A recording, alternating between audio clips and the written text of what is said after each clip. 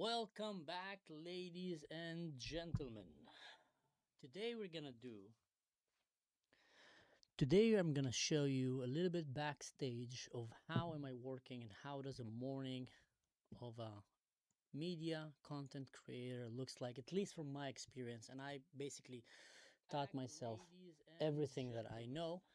So let's Today jump I'm going to show you a little right in. backstage of how am I working and how does a morning of a Now media content creator looks like, at least I'm from my having double experience. voice And I here. basically Taught myself everything that I know.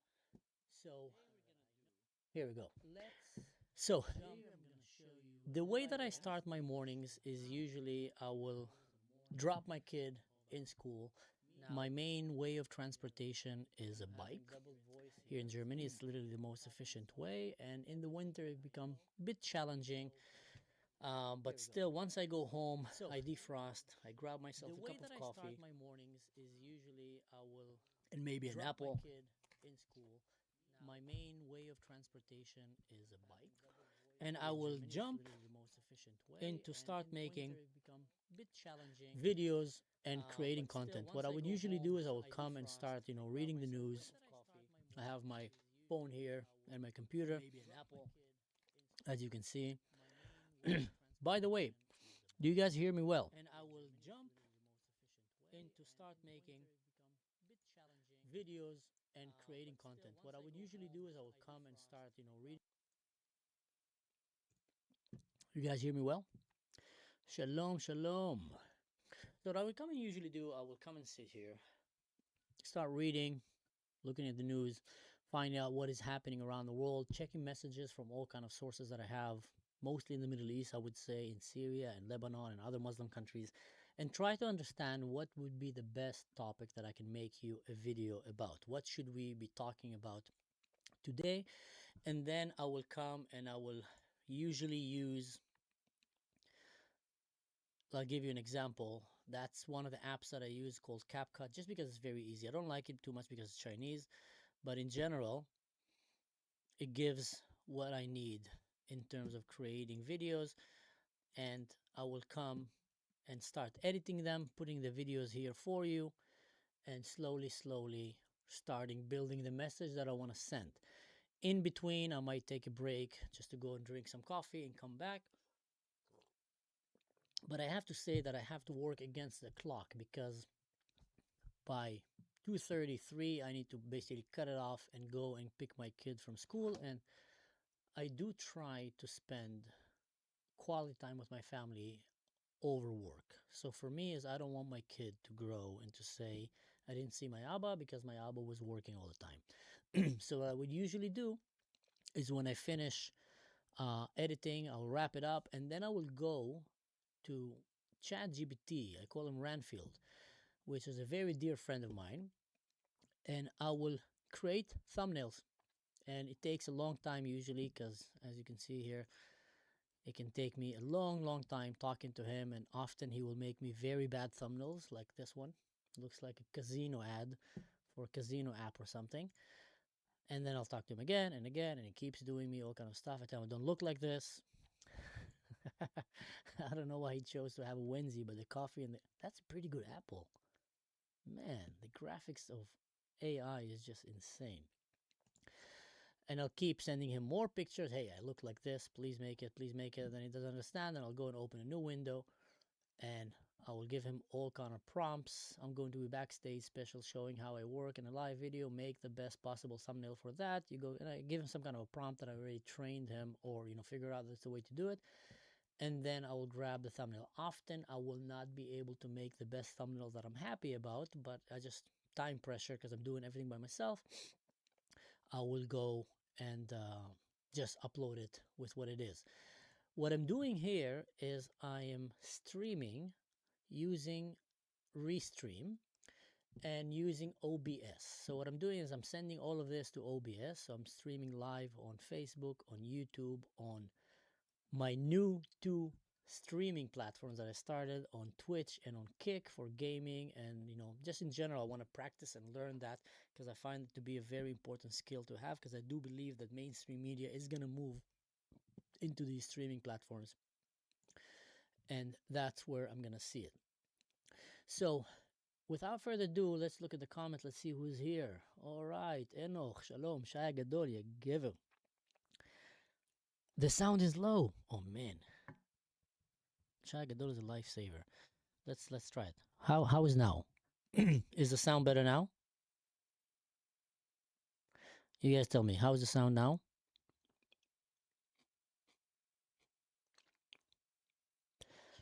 I'm gonna wait for you guys to give me an update, and then we'll continue. Someone give me better. Is it okay or better? How about now? Shagadol, I trust you. Come on, Enoch, you guys are doing great. How is it now? Yes, it's good. So I'll start from the beginning. After I drop my kid at school, I will usually come back to the house. My main mean of transportation is the bike. It's very, very efficient here in Germany, and also that's how I stay in shape. I usually put it in the highest gear and I just pump it up all the way, maximum effort to school and back. In the winter, it can become very, very challenging because I have to go home, defrost myself, then I grab a cup of coffee, and I'll come and start working on the content that I want to create for you. To summarize it, the apps that I'll be using is usually CapCut, where I will put some videos, I will start reading the news, seeing what's happening. I will get some messages. I'm getting a lot of messages from all kind of contacts in the Middle East when it comes for Israel, my country, or some relatives or distant digital friends that I've made in Syria or in Lebanon and other places in the Middle East that will send me all kind of information, and I will choose what is the best fitted right now to make a content for you. I'll put it in this app here. I'll do some research about it, and then I will start editing it. The challenge that I have is usually the time frame that I have, because I want to go and pick up my kid from school, and once I pick him up, I want to invest family time. I don't want work to come over family. I don't want my kid to grow up one day and say, my papa, my abba was always working, he was never with me. So I will stop working, spend my time with him, and often when I come towards the end, when he's in bed, I will come and start designing the thumbnail. As I showed some of you here, it's quite a challenge, because often Ranfield here will give me a thumbnail that looks like a casino app commercial, and I'll keep telling him I don't look like this dude, and he will do it again, and for some reason he'll put me in a onesie. The Apple is really, really good here. Man, the graphic is insane. And then once I have a thumbnail that I'm genuinely okay with, I will upload it with the video. So that's my working process that I have here to come and bring you the content that you're seeing. What I'm also doing now is I'm streaming this using OBS and using Restream. Again, I'm teaching myself everything I've never learned in school. I've never actually even properly learned how to use a camera or how to edit. So what I figured out so far is Restream can allow you to stream several streams. So I'm streaming live into Facebook, YouTube. Oh, I can see the chat here. My goodness. It puts all the chats together. That's insane. I love this. So what I will do is I will start streaming them. And by the way, for those of you who don't know, I started 2 new streaming channels on Kick and on Twitch, where I'm going to be doing game streaming and in general just teach myself how to stream, because I do believe that streaming is the next step in world media. I feel like more and more right now you'll see governments and politicians and big companies putting an emphasis on gaming and streaming, because they realize that's where the new crowd, that's where all their voters are coming from, and that's where they're going to have the biggest impact and effect. Now, to practice here, I've made us a video that I want us to talk about, but let's do it while we join a game. Let's jump on a game, and in between do this. Where is it?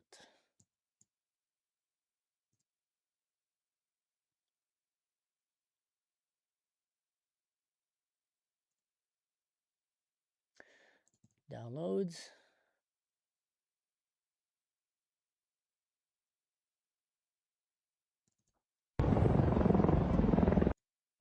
All right, this is a good one. This is a good one. I don't know if you've noticed, but lately there have been going around all kind of fake AI videos trying to make it look like the Iranian regime is winning. And as we all know, it's far from that. They're not even close to be winning. But let's watch this for a second. Here, you can see that, right?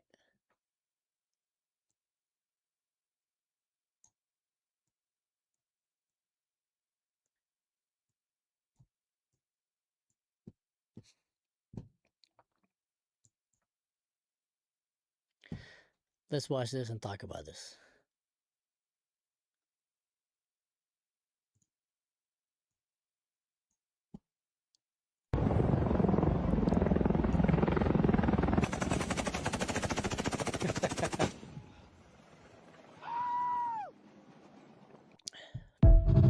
This is great. This is great. That's exactly how the war is going on. Here's another one.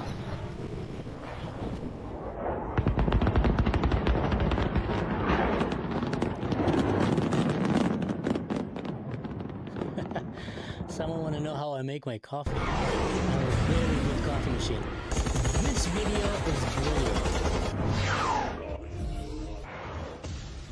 Watch this one, guys. Watch this one.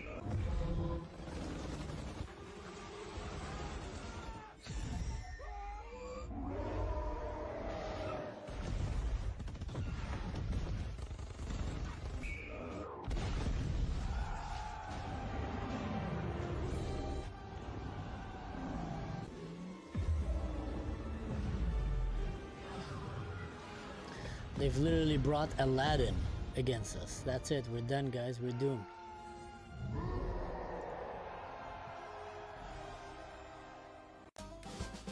Boom goes a bunker. Boom goes a base. Oh, you cannot see? You guys can't see what I'm showing? All right. That's interesting.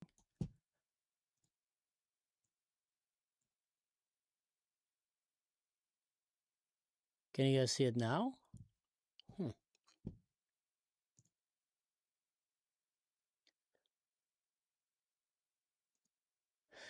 It's because the game is showing it. I need to get out of the game.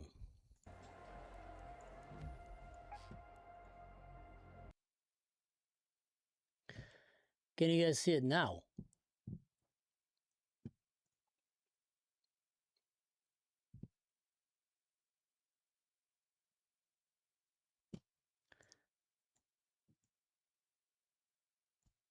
Here we go.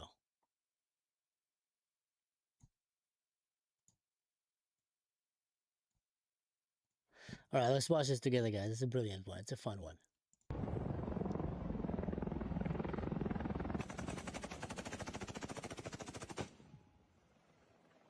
No name. It's not an instant coffee. Trust me on that. It's a very good coffee. It's a real coffee beans and a very good machine. I've already made in it like 3,000 cups of coffee, so it's worth its price. Look at that. Yep, guys, this is how the war has been waged right now, and Israel and America are doomed. This is my favorite one. They've literally brought Alibaba, Alauddin, the Phoenix. Oh my god, this is Dr. Strange. They brought the genie. Israel and America. Some people like Sneeko and Tucker will tell you that this is real. Some will say this is fake. Obviously it's not. This is real footage from the Middle East happening right now, guys. So I hope we all understand that this is real.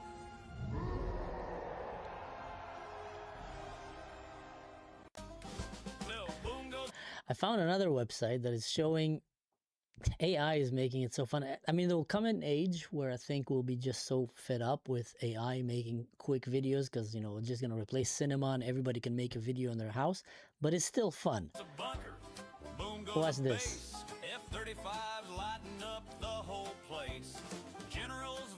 People are saying that he works for the Mossad.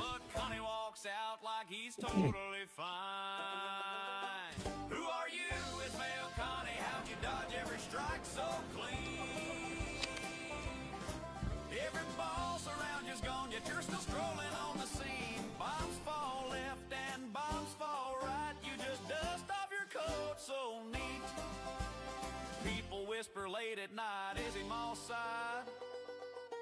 Or just lucky on his feet? A little bit context, guys. So this is one of the highest generals in the Iranian regime.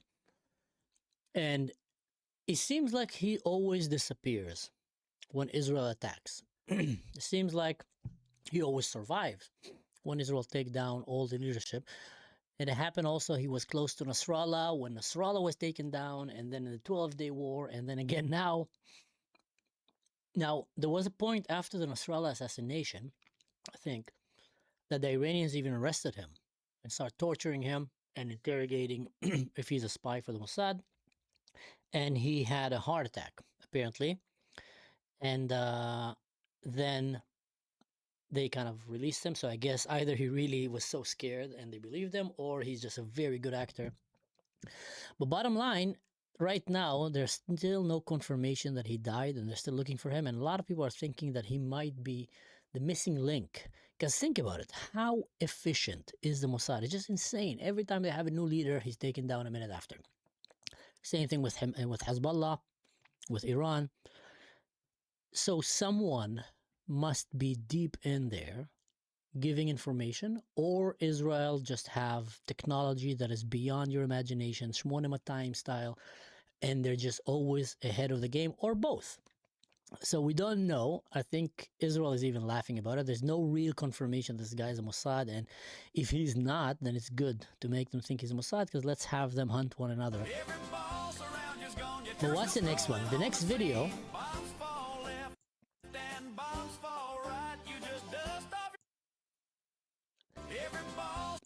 all right, the next video, guys, is brilliant.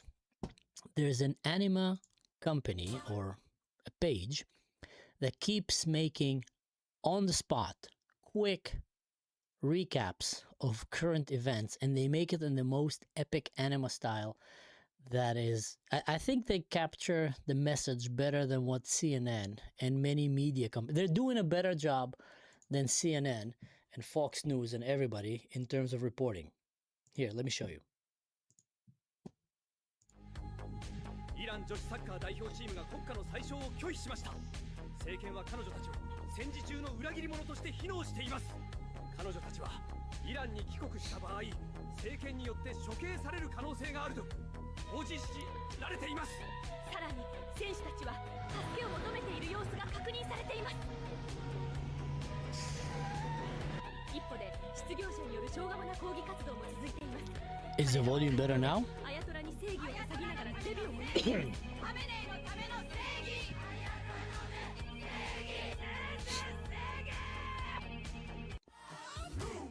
It's amazing how they captured all the liberal activists that were very silent when the Iranian people were being massacred, yet they're very loud when terrorists are being taken down. They were silent when women were being violated on October 7 or in Syria or in Israel, but very loud. But they're very silent where millions of women are suffering worse fate happening in Iran. And these anima guys are just so good at capturing it.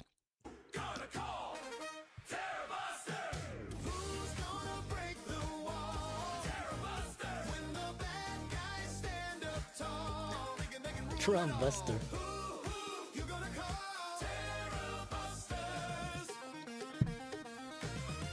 When the bosses act so mean, running every TV screen.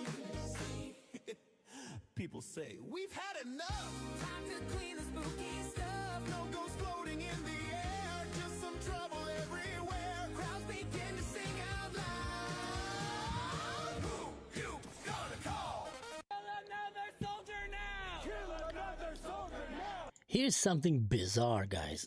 This is leftist supporters chant for American soldiers to be killed by Iran at the memorial for Supreme Leader Ali Khamenei. This is in the West. Can you imagine that?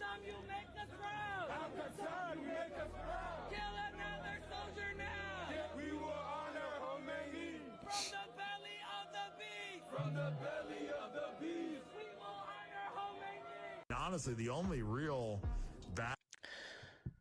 So let that sink in. Every one of these people is a potential jihadist agent. Because for the people in the Middle East, Khomeini is equivalent to a modern day radical Islamist barbarian Hitler. And he is directly, like, that's the head of the snake of the terrorist activity on the planet right now, almost. Like, clearly involved in all the terrorist activity, and even like their champion. His terrorist vision is to get a nuclear bomb and to mass murder entire nations with nukes. So people in the West that are sitting and chanting that they wish him to be their hero and that they want American and Israeli soldiers to die, what does that tell you? I mean, we're having them in the West. They're living among us. Can you understand how crazy that is? It's very, very concerning that the West is actually not paying attention. Battle in the world today that I see worth fighting is fucking, you know. Yeah, this is Don Brazilian and Sneeko talking about how they wanna, how he wants to go to Israel and grab a weapon and go and kill the Jews. Think about how irresponsible that is, and how many people who follow this idiot might actually grab arms and see it as a call for action and go start killing Jews. Despite the fact that it's just a joke. I mean, come on. What is he going to do? Is he really? Please, come to Israel. Try to do what you're talking about. Let's see how that works. Here's another brilliant, guys. This is a brilliant video. Yahoo. They killed his brother. They struck the home reality of Israel's leadership. This is the reality of Ben Gvir. Grateful bastards, and they need to be wiped off the fucking map. Last night, the Iranians struck the home of Benjamin Netanyahu. They killed his brother. Yep. They struck the home of Ben Gvir. It's official, He guys. is seriously wounded, may not survive. This guy Iran knows. is going to start to take out the totality of Israel's leadership. This is the reality of this conflict. Israel played the regime change game. It's going to be the Israelis that are going to be paying the highest price. The Iranians are no longer wearing kid gloves. They've taken them off, and they're coming in bare knuckles. So many of these influencers are popping up right now. I don't know where they're getting their sources. I don't know if it's out of fear, frustration, or just complete stupidity. But they're literally trying to make it look like Israel is losing, America is losing, and Iran is winning. I don't know which planet they're living on. But I can tell you one thing. My mom in Israel is right now making pancakes with my nieces while the Iranians are shooting rockets. So this shows you how terrified Israelis are. And we want everyone here to stay in New York. You don't Oh, this is a good one. and then tell everyone else. We gotta watch this again. I gotta watch this again. And we want everyone here to stay in New York. You don't get to come from outside and then tell everyone else. This is like, it can't be better than that. We want everyone Born and raised in New York. to stay in New York, and right when he says Everyone that, here to stay in New York. let's see if I can catch You it. don't get to come from outside and then tell everyone else.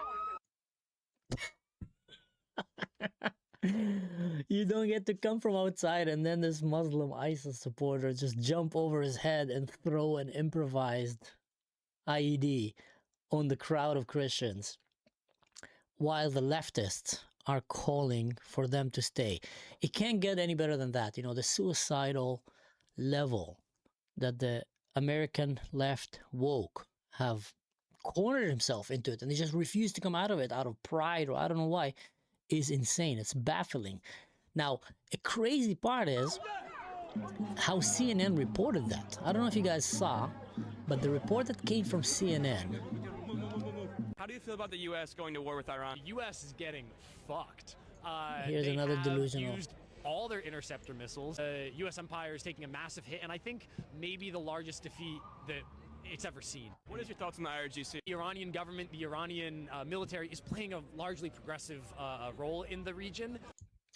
Did he say the Iranian government is playing a largely progressive role in the region?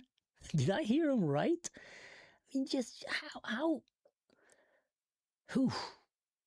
Mr. Burton here, either is a poster boy of a useful idiot, or he's just a very evil person.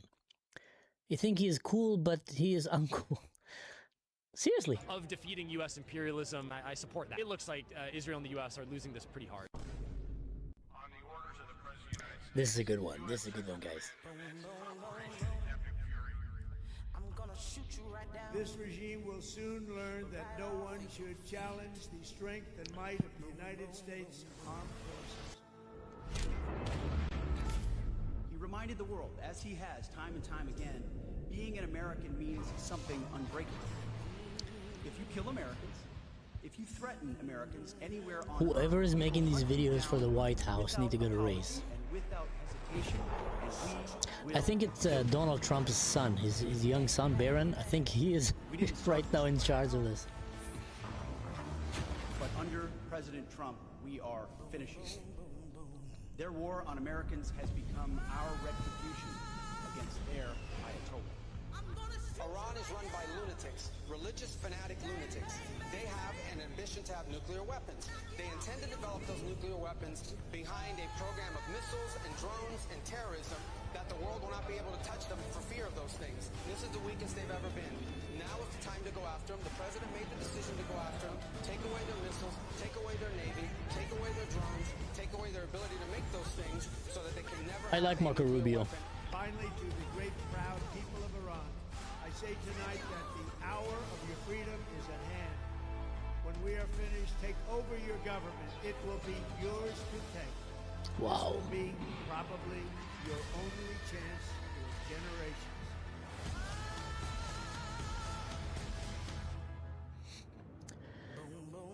Ooh. Powerful. And to think that this is official White House video. I mean, the White House have been releasing some crazy videos lately. Some of them you might have seen have gaming elements. You know, they were showing like GTA, leveling up, getting XP. It's quite crazy. And I think there's a reason for that. And I'm going to explain it. Here's another thumbnail that I've made. But I'm going to practice here on you guys. I'm going to see if I can play a game and stream, and you're going to be able to see it at the same time. We're going to leave this here. And let's see if that works. So, if you've noticed what I've been saying for a very long time, that the next way is to be able to talk the language of this generation. And this language of this generation is streaming language. It's computer game language. So we're going to try it right now, but I'm going to try to see how can I put this video for you so you can see it.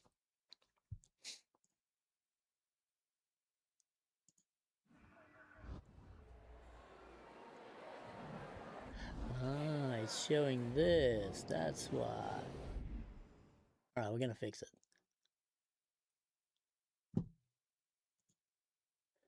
We're gonna fix this.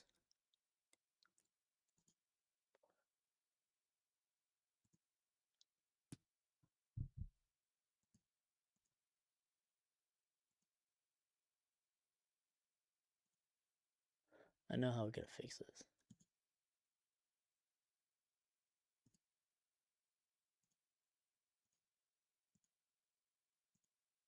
This is showing full screen.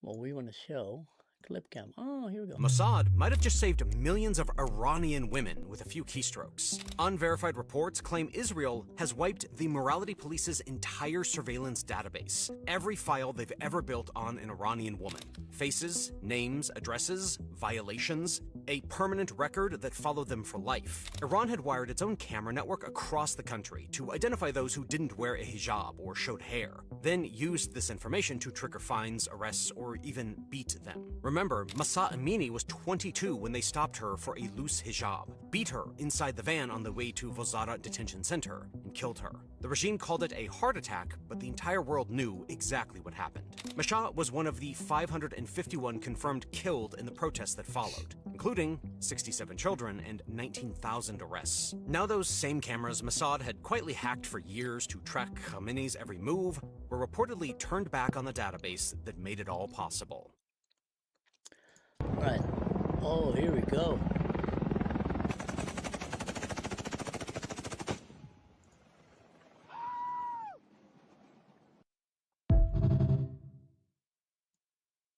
you go.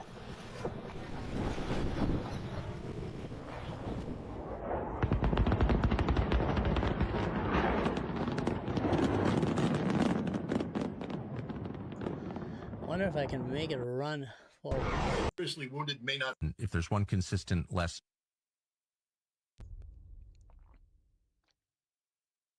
Unconditional surrender means foreign troops get to rape your wife and daughter if they want. And everyone knows that.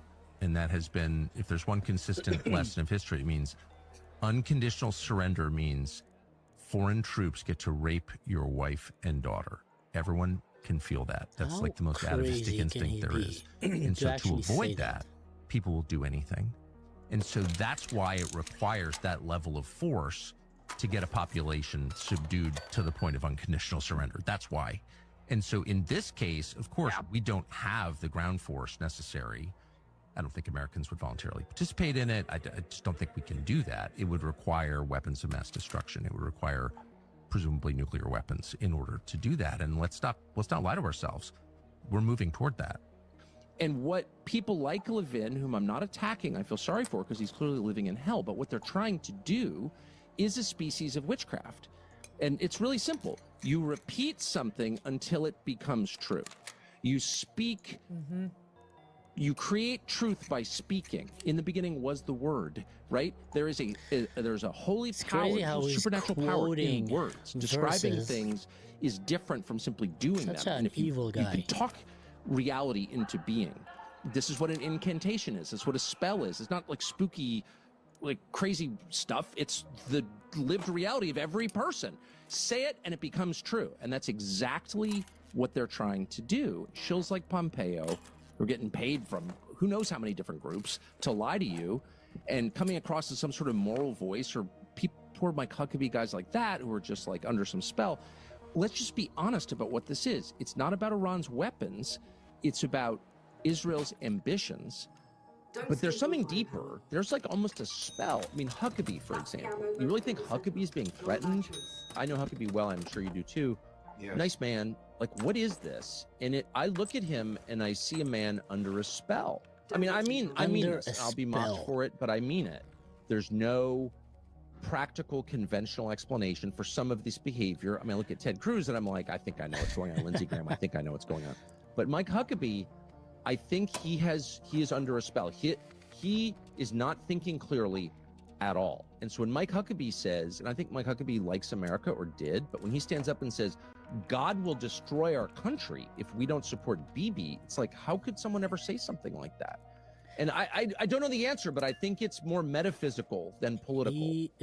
I believe Tucker Carlson is the single most dangerous demagogue in this country. It started about a year and a half ago with platforming crackpot professors seeking to rewrite history about World War II. So he has one idiot whom he describes as the most consequential popular historian in the country, who leans forward and intones that Winston Churchill was the villain of World War II.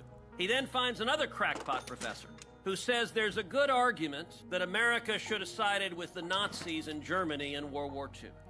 And for all of this, Tucker gazes at back again, huh? Israel, which is one of the single ugliest countries in the world. Nothing of beauty has been built there since 1948. Sorry, I've been everywhere in that country, and it's true. And I come to Israel, and the infrastructure, we were flying in, and I said to my buddy, I was like, man, first of all, it looks great. I love the agriculture in Israel because it's beautiful. I love green. I love plants. I remember when it didn't look like that. Yeah. First time I came in 53 years ago. It's great. It did not look like that. Great. Looks a lot nicer than our country. And it has higher standard of living. It has nicer roads than the United States. But the United Kingdom is not at all convinced in government that you had the legal right to do this. There is now chaos and danger across the whole region, and Iran was at the negotiating table when you began this attack. How can you justify that? You know, there's these questions that I get repeatedly from British press, mostly, about the legality of the action. He answered pretty good. It's quite amazing when you think about the fact that Iran did not adhere to any rule of international law. Herzog here gave a good Prime answer. Minister mentioned that in the last year only, there were way above 10 events or 20 events for which are suspected as terror attacks of Iran in Britain. You ask yourself why? Why do they have to attack Britain in the last year only? They've done that all over the world, with their empire of evil, with their proxies, violating every rule of law, and just 2 months ago killing about 50,000 of their own citizens just like that. So to ask about the legality of an action which is clearly self-defense, which is not only self-defense for us, but self-defense for Europe, for Britain, for the entire region. Look how they're bombarding all their neighbors. And the fact is that they have violated international law by attacking your own base in Cyprus. Mind boggles me that this is the focus rather than on the future of the Middle East and doing peace in the Middle East. בטיסה הראשונה לטהרן, בלילה שבו פרצה המלחמה, האמנת שזה באמת קורה? לקחתי חלק גם בתכנון המבצעי, אז ידעתי שזה מגיע. Female pilot that went and bombed the cow poop לקחת בחשבון סיכוי שהמטוס שלך יופל באיראן? אנחנו תמיד מודעים לסיכונים, וזה מה שעוזר לנו לשמור אותנו חדים. קיבלת הערות על זה שטייס זה לא לנשים? כן, והנה אני פה, ואני לא הראשונה ולא האחרונה. זו המשימה שהתכוננת אליה כל החיים? כן, כל טיסה, כל אימון, כל גיחה, הכל היה על הרגע הזה. כשהיית ילדה, האמנת שתגיעי כל כך רחוק? חלמתי, תמיד. אני יודעת גם שהרבה דורות לפניי, אבל האם חשבתי שזה יקרה במשמרת שלי? לא. סיפרת לבן זוג שלך לפני יציאה לדרך? לא, שמרנו את זה בתוך הטייסת. ולהורים? לא. כשנחתת בארץ, הטלפון הראשון, על אמא ואבא? כן, רציתי לשמוע את הקול שלהם ולהגיד להם שאנחנו כאן שומרים עליהם. והחיבוק הראשון אחרי שנוגעים בקרקע? היה לטייס שטס איתי, וישר אחרי זה לטכנאים שהיו איתנו. זה נכון שהנופים בפרט ובחידקל בדרך לטהרן פשוט מדהימים? וואו, הם מדהימים. צילמת? לא. This is heartbreaking. That's what Tucker Carlson and Sneaker and these guys that, I immediately are start resisting. crying. She's a little girl and her wish is not to be famous. She doesn't wish to be rich. She just wants to learn what she can't.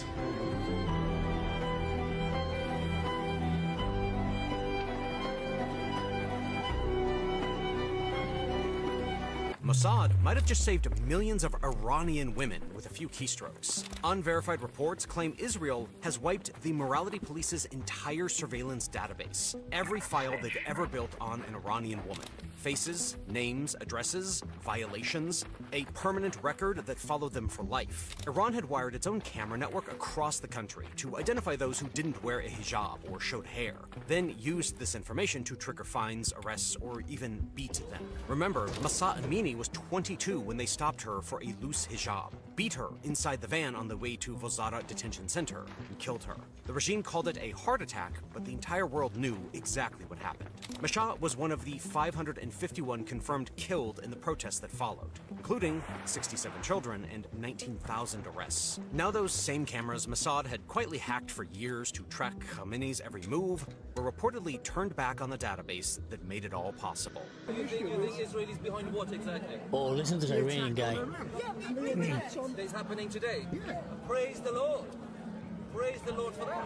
You mean Israel is behind? You see, my family, my mother, It's my so sister, fun my three nieces, hearing my brother, Iranian free people of entire Iran family, answering all liberals. of my friends that they lived with, grew up in, they were kidnapped in Iran. So I say, oh, because Israel is rescuing them. Oh, I don't want. No, of course, I don't care. You rescue them.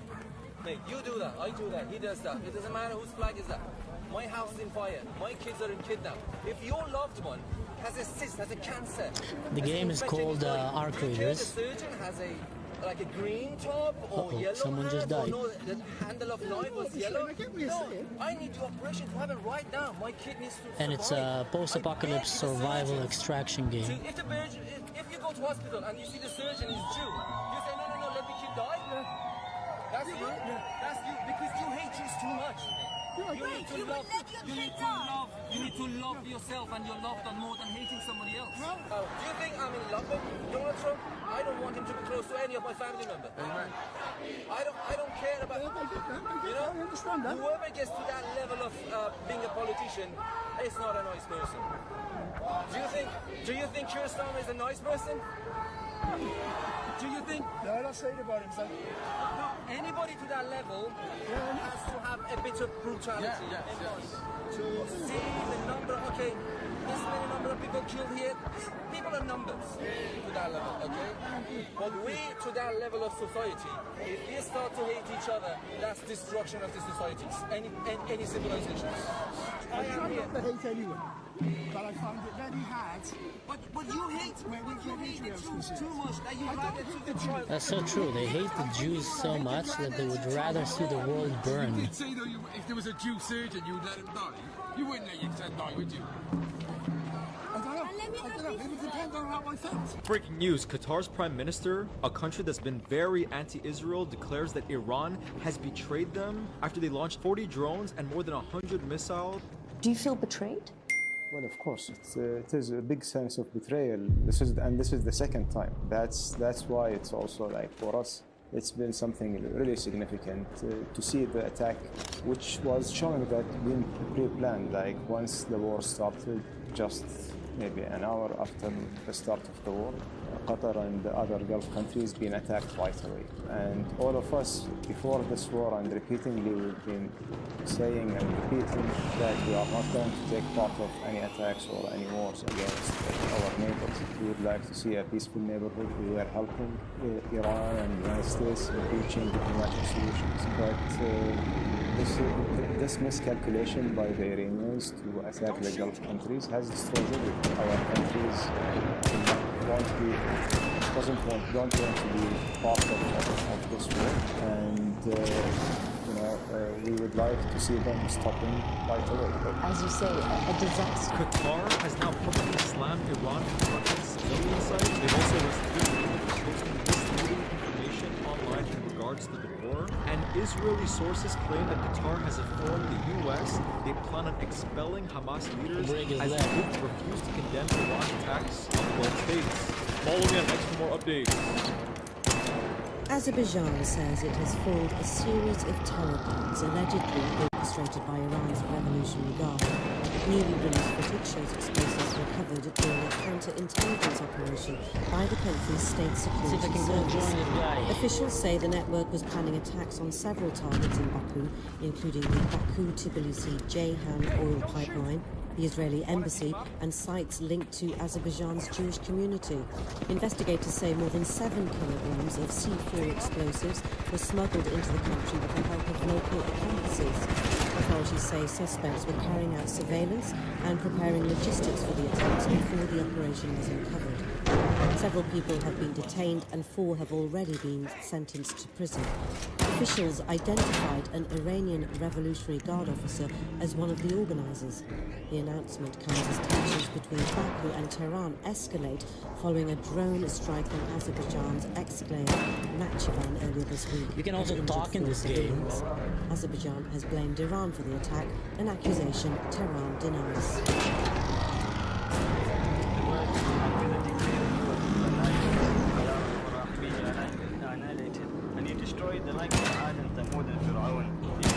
Look at that, that's the Muslim prayers that are happening right now in New York while Mamdani. Destroy them. Take them from the citizens. Hello, brother.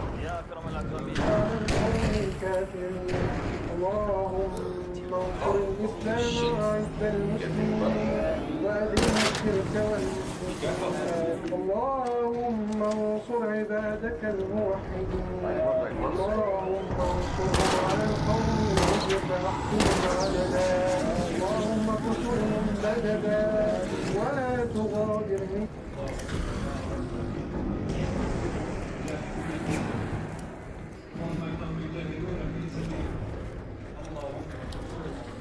Oh, come on, man.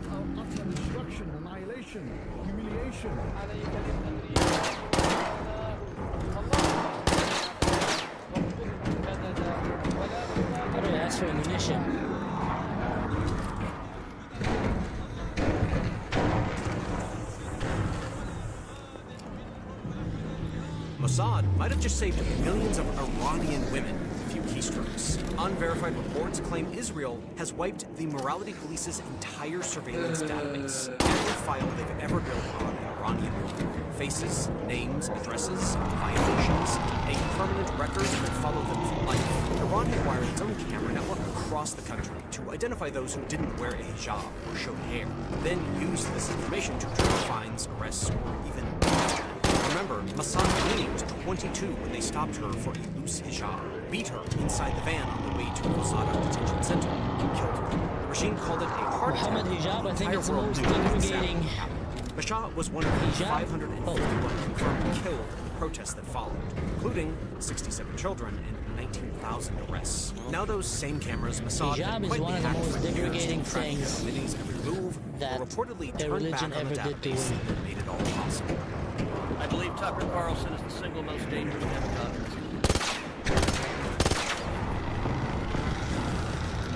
And I'll tell you, I've made the decision that I'm going to take him on head directly. Head directly. If you look at the dissent of Tucker Carlson, and they're all the sort of lesser chattering voices that are moon circling his twisted planet. But if you look at the dissent, it started about a year and a half ago with platforming crackpot professors seeking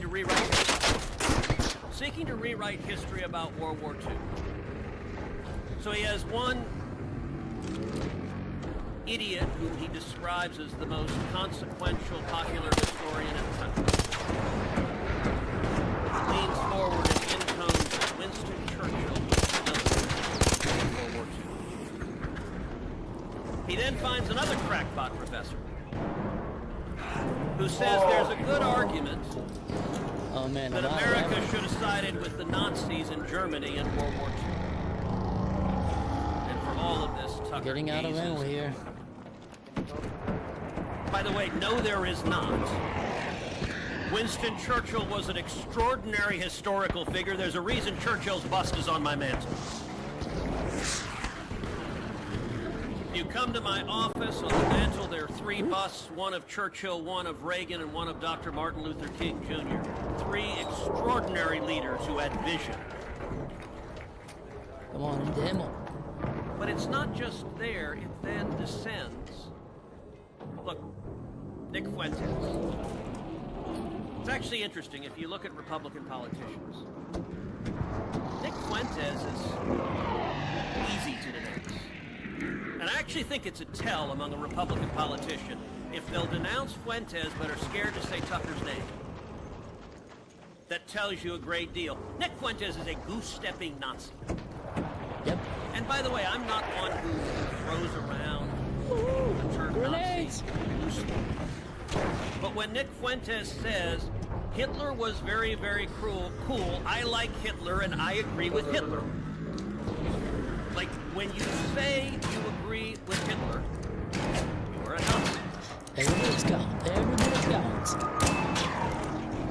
Tucker has Fuentes on his show. Doesn't question him about any of the ridiculous things he said. Sound is fine. Good to know. Doesn't you can't hear react me. at all when I guess I'm not Fuentes talking. Can you hear me tells now? him his mission is to combat global terrorism. Tucker nods. Fuentes tells him every year he celebrates Stalin's birthday.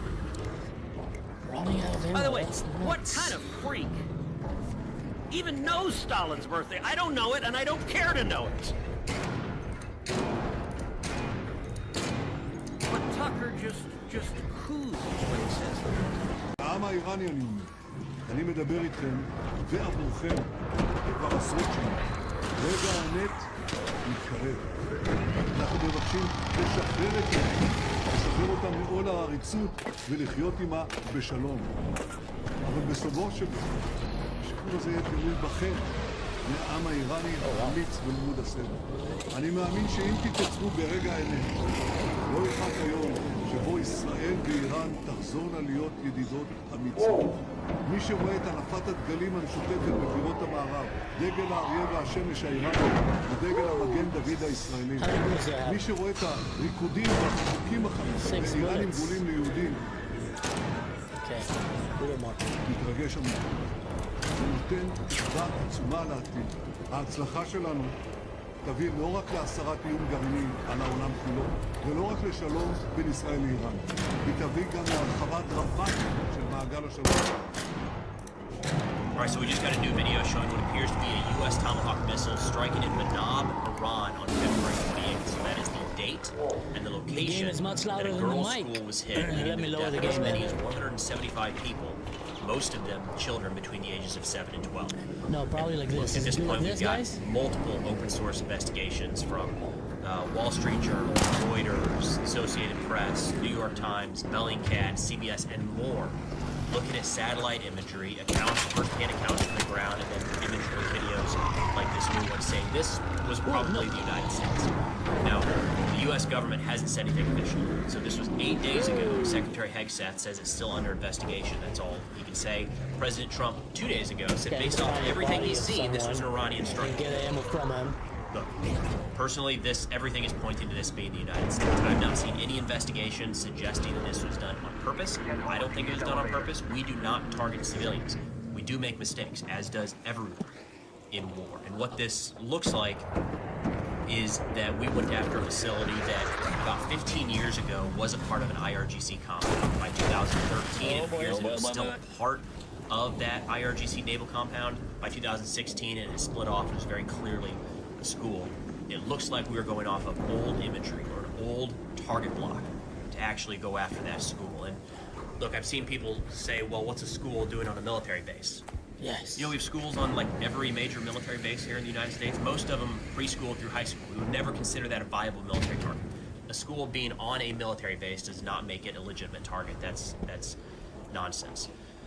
Hopefully, we get some clarification from the U.S. government here at some point, because again, mistakes happen.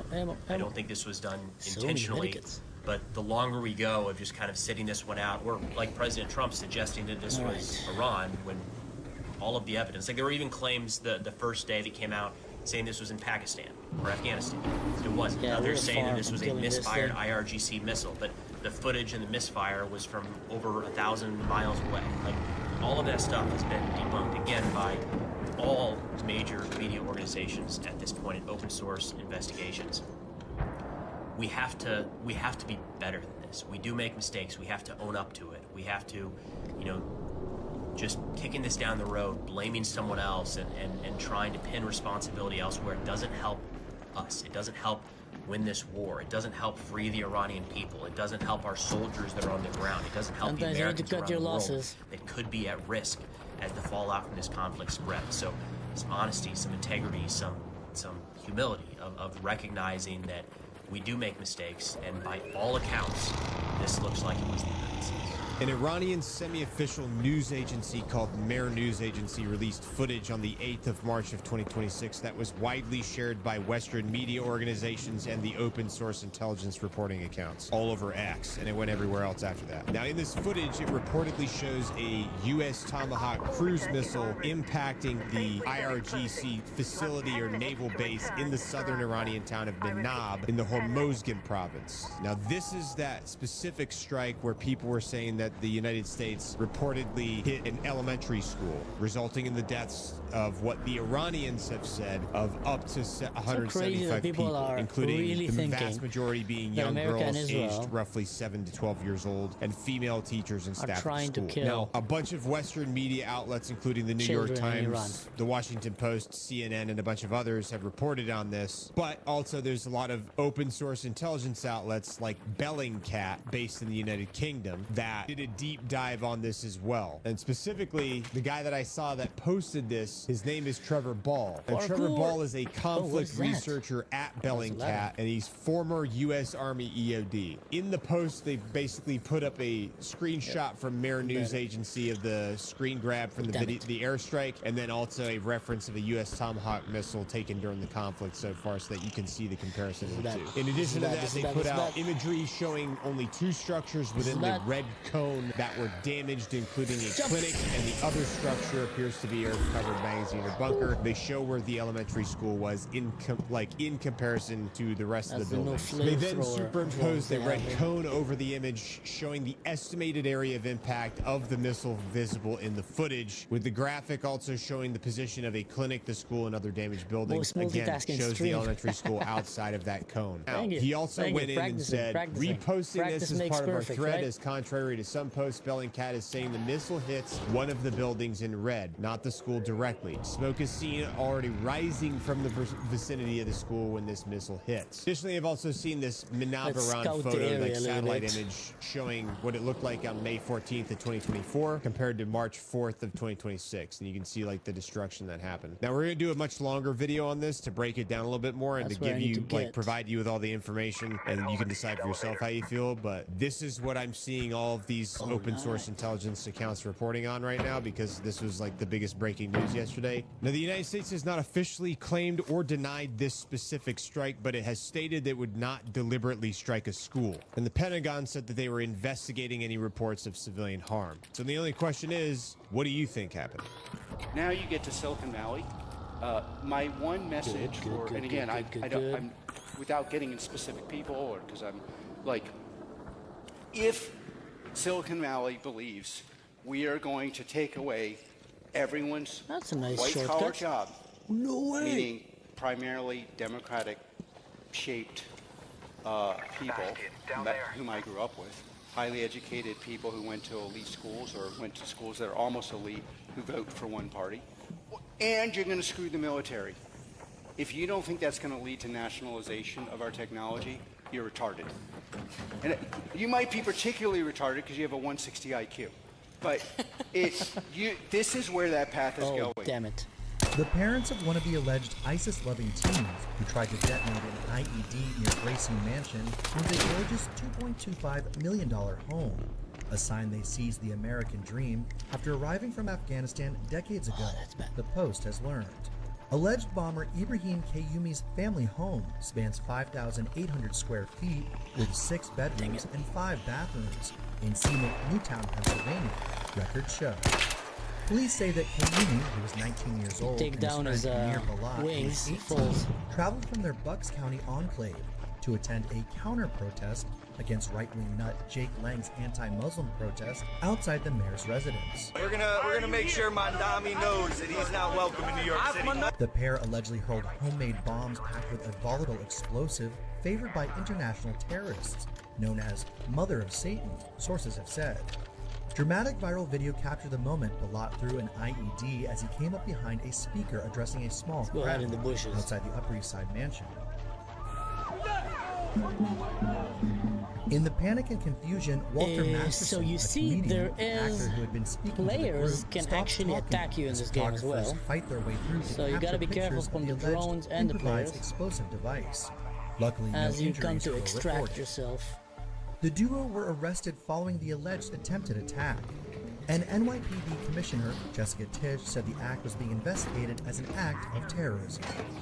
Balad, whose parents hailed from Turkey and became naturalized U.S. citizens in 2017, where they lived in a 3,200 square foot house worth $653,000, flashed a Sikh salute honoring ISIS as he was led in shackles from a police precinct Monday. He was seen holding up his right index finger, a universal salute for the terror group, and grinning at the press while being led by a cop and an FBI agent. ISIS fighters have often used the index finger gesture in their propaganda. The gesture is also used by many Muslims to demonstrate their commitment to monotheism. Law enforcement sources told the Post that one of 2 suspects used the Arabic expression Allahu Akbar, God is great, following their police interview, and one of them has asked for their lawyer.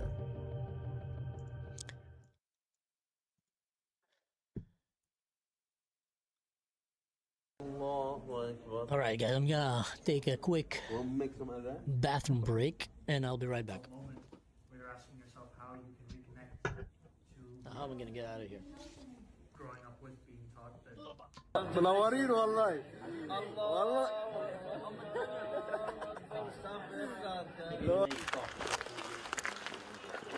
أمنا متركيت وخريطة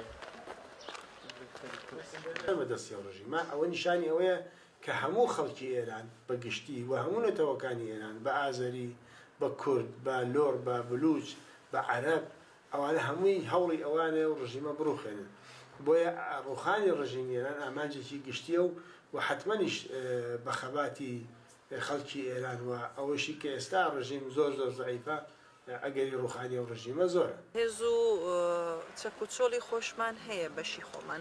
ئەگەر قەرار بێ دەستێکی دەرەکی بێ هەیە یارمەتیمان بدا زۆر سپاسی دەکەین بەڵام ئەگەر ئەو یارمەتیێژ نەبێ کە چۆن 40 ساڵە کەس یارمەتی نەداوین و ئێمە بەردەوام بووین لە خەبات دژی ئەو ڕژیمە هەر بەردەوام دەبین و دروش میشمان ئەوەیە کە تا ڕوخانی ئەو ڕژیمە لە خەبات ڕاناوەستین. بەخێر بن بۆ ئێرە تەشفتان هاتووە ئێرە کەمپی خانەوادەکانە بەڵام خانەوادەکانمان لێلا بردووە بەهۆی ئەو بۆمبارانەوە دیارە مەجموع ماڵەکان لێرە بوون بەعزی ژمارەیەکی زۆری ماڵەکان لێرە بوون ئەوە کەمپی خانەوادەکان و بەڵام بەهۆی ئەو موشکباران و درۆنبارانەوە لامان بردوون لێرە یانیان بەخت کردووە بۆ ئەو کاتی ئێستاش لە حاڵی حازردا زۆر پێمان گونجاو نەبووە بۆیە هێرشی زەمینی با بڵین ئەنجام نەدراوە بەڵام ئەگەر کاتێکی گونجاو بێ بە دڵنیایەوە حتمما دەچینەوە ناو خۆ بە بەهێزترین شێوە ڕوبەڕووی ڕژیم ڕادەوەستی.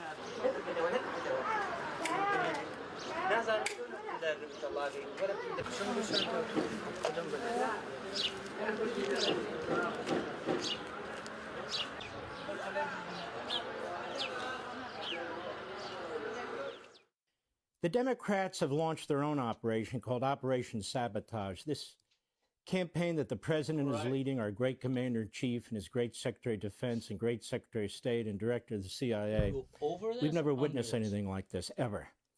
And it is so fast, it is so powerful. With our allies, the Israelis and the great prime minister there, Netanyahu, this will go down in the history books. And that's what's driving the Democrats and their media nuts.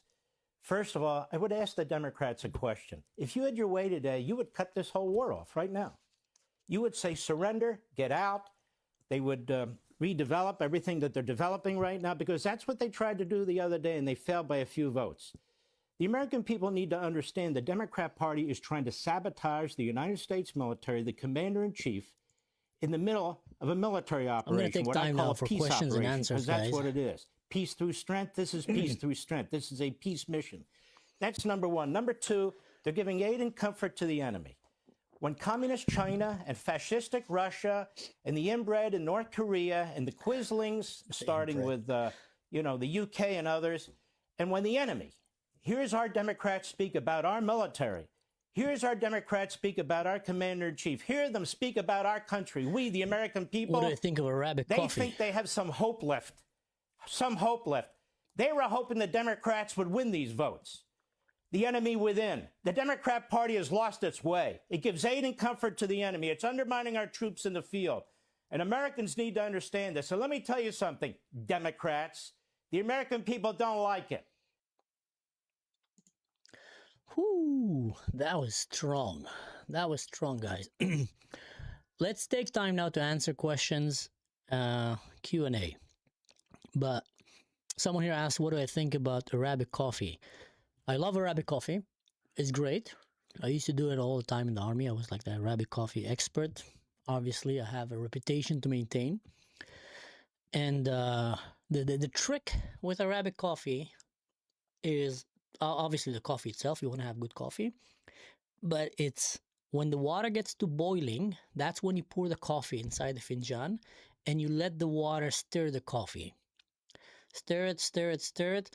And then when you feel that it's done, before you burn it, you let it settle and you put a cap on it so the coffee will settle down and go. That's what we call you let the mud rest. And when the mud is down, that's when you pour the coffee and you have a great coffee in the fijan. Café Turki. Exactly. We call it Turkish coffee.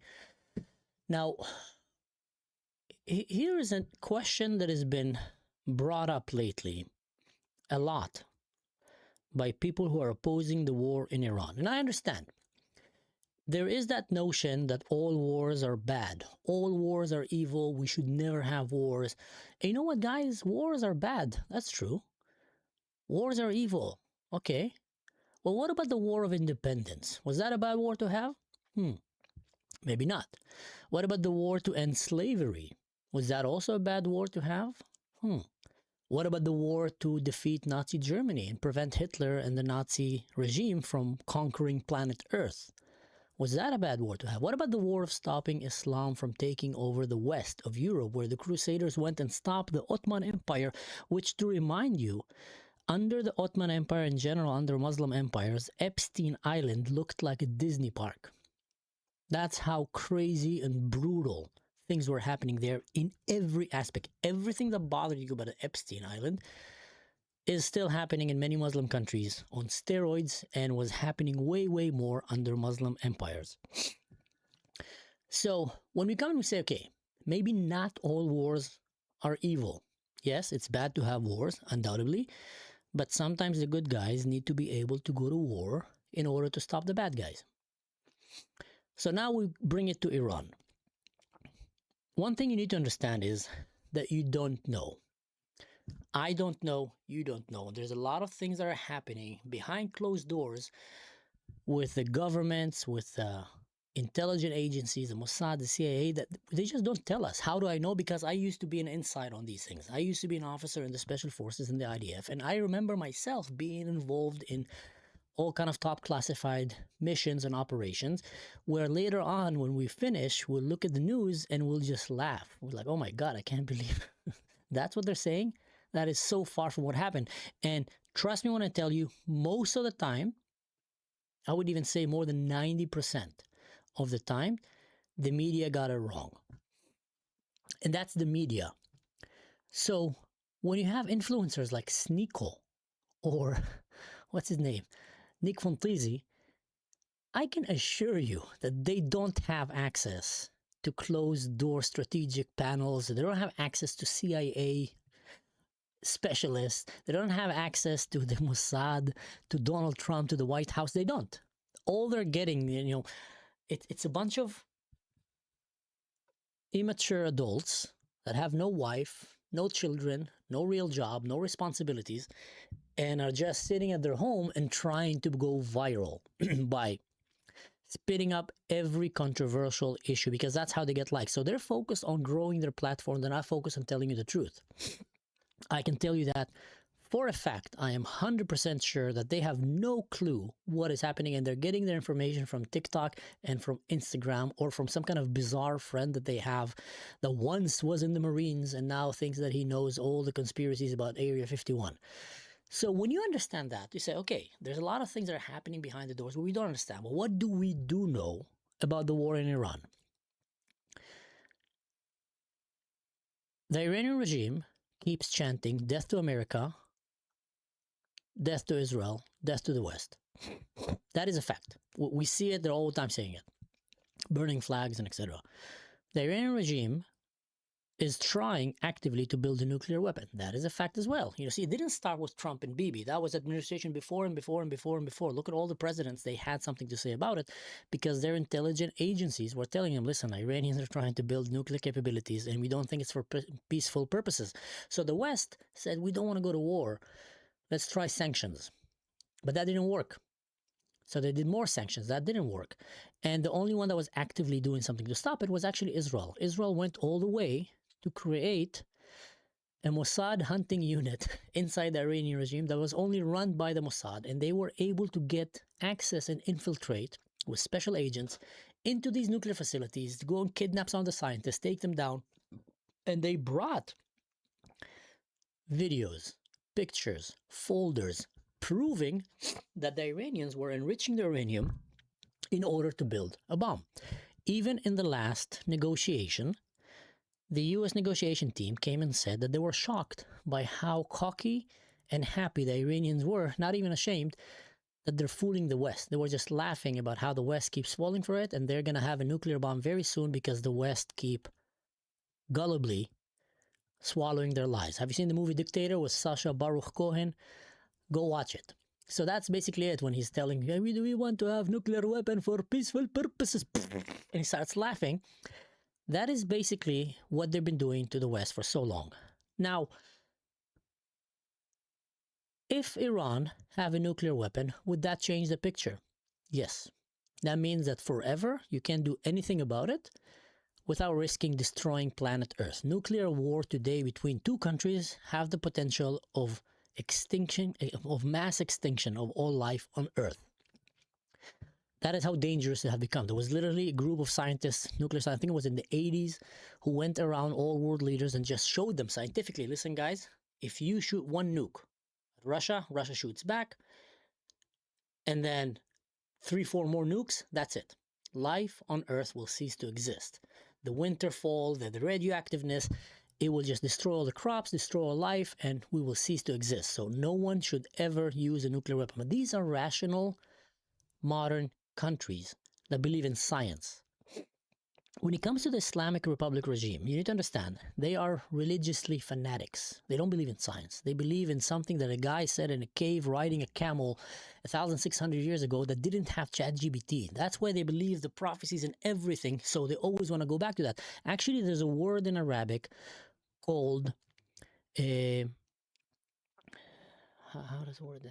Muqawama. Muqawama is something that the Iranian regime and other terrorist organizations, in general, even moderate Muslim countries, keep saying it all the time. Muqawama is resistance, is uprising, but it have a deeper meaning in Arabic you don't understand.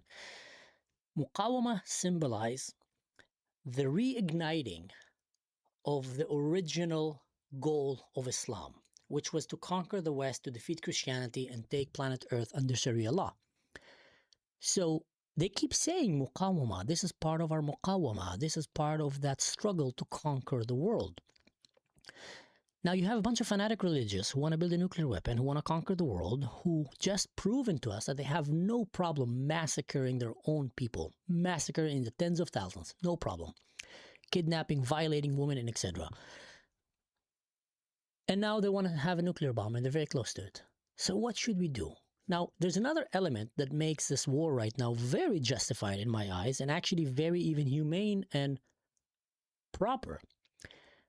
The 12-day war, Israel destroyed completely the entire air defense system of Iran, leaving them very vulnerable, taking down tens of their top generals and bringing them back down to their knees. That opened the door to have Iran in its most vulnerable stage ever that we've ever seen. Iran was never that vulnerable like it is today. When I'm talking Iran, I'm talking about the Islamic Republic of Iran. So, with that in mind, knowing that Iran is a great ally of the enemies of America and the West, Russia and China, knowing that Iran want to nuke America and the West, knowing that Iran is massacring its own people, knowing that Iran have terrorist proxies and sleeping cells all around the West, seeing that Iran is shooting missiles right now at everybody around her. What would you think would have happened if that Iran would have had a nuclear bomb? And wouldn't you come and argue that if any time is a good time to come and defeat an enemy that want to come and defeat you, would be at its weakest point? Because if you wait for Iran to become strong, then you're actually increasing the chances of failure and also increasing the bloodshed that is going to happen. So when you have an evil enemy that is proven to be evil,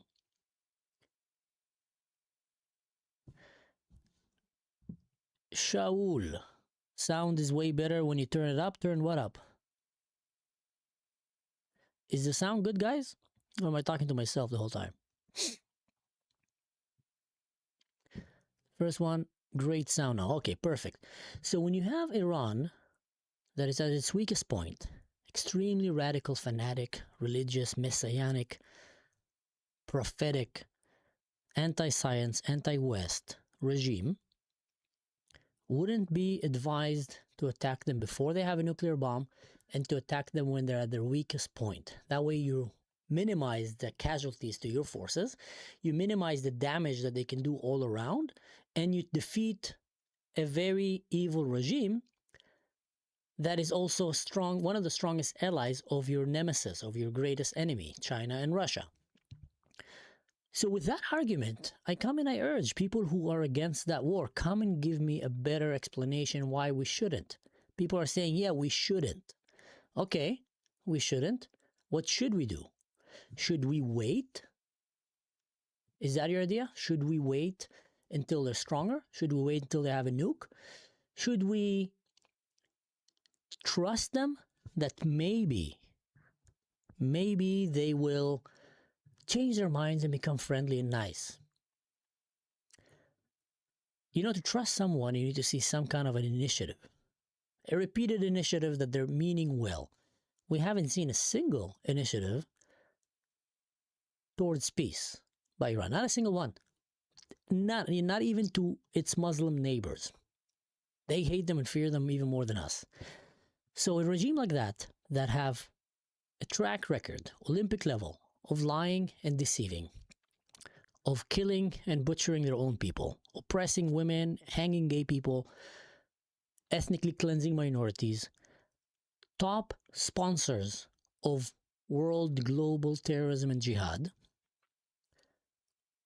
So I'll come and argue because I've seen some former CIA guys also, but I think they became influencers. One of them worked for the Russians, that's for sure. The other one, I think the guy with the curly hair, he's pretty smart, but I think he's also right now realizing that it's more trendy to talk about these conspiracy stuff. So when you come and say it's a terrible mistake to attack Iran now, what other alternative do you place on the table that you will come and say that's a better alternative? I haven't heard one.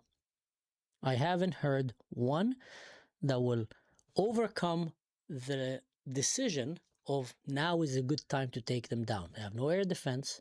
They're weak. They're on their knees. Their people want to revolt and take them over and overthrow that regime, the peaceful people in Iran. And they're a great ally of our enemies. And our enemies right now, like Russia, for example, is very, very busy with other problems. Ukraine is keeping them very, very busy, so they don't have time. And you know what? I've said that in one of my episodes before. There's no unity among the wicked. Look what's happening now.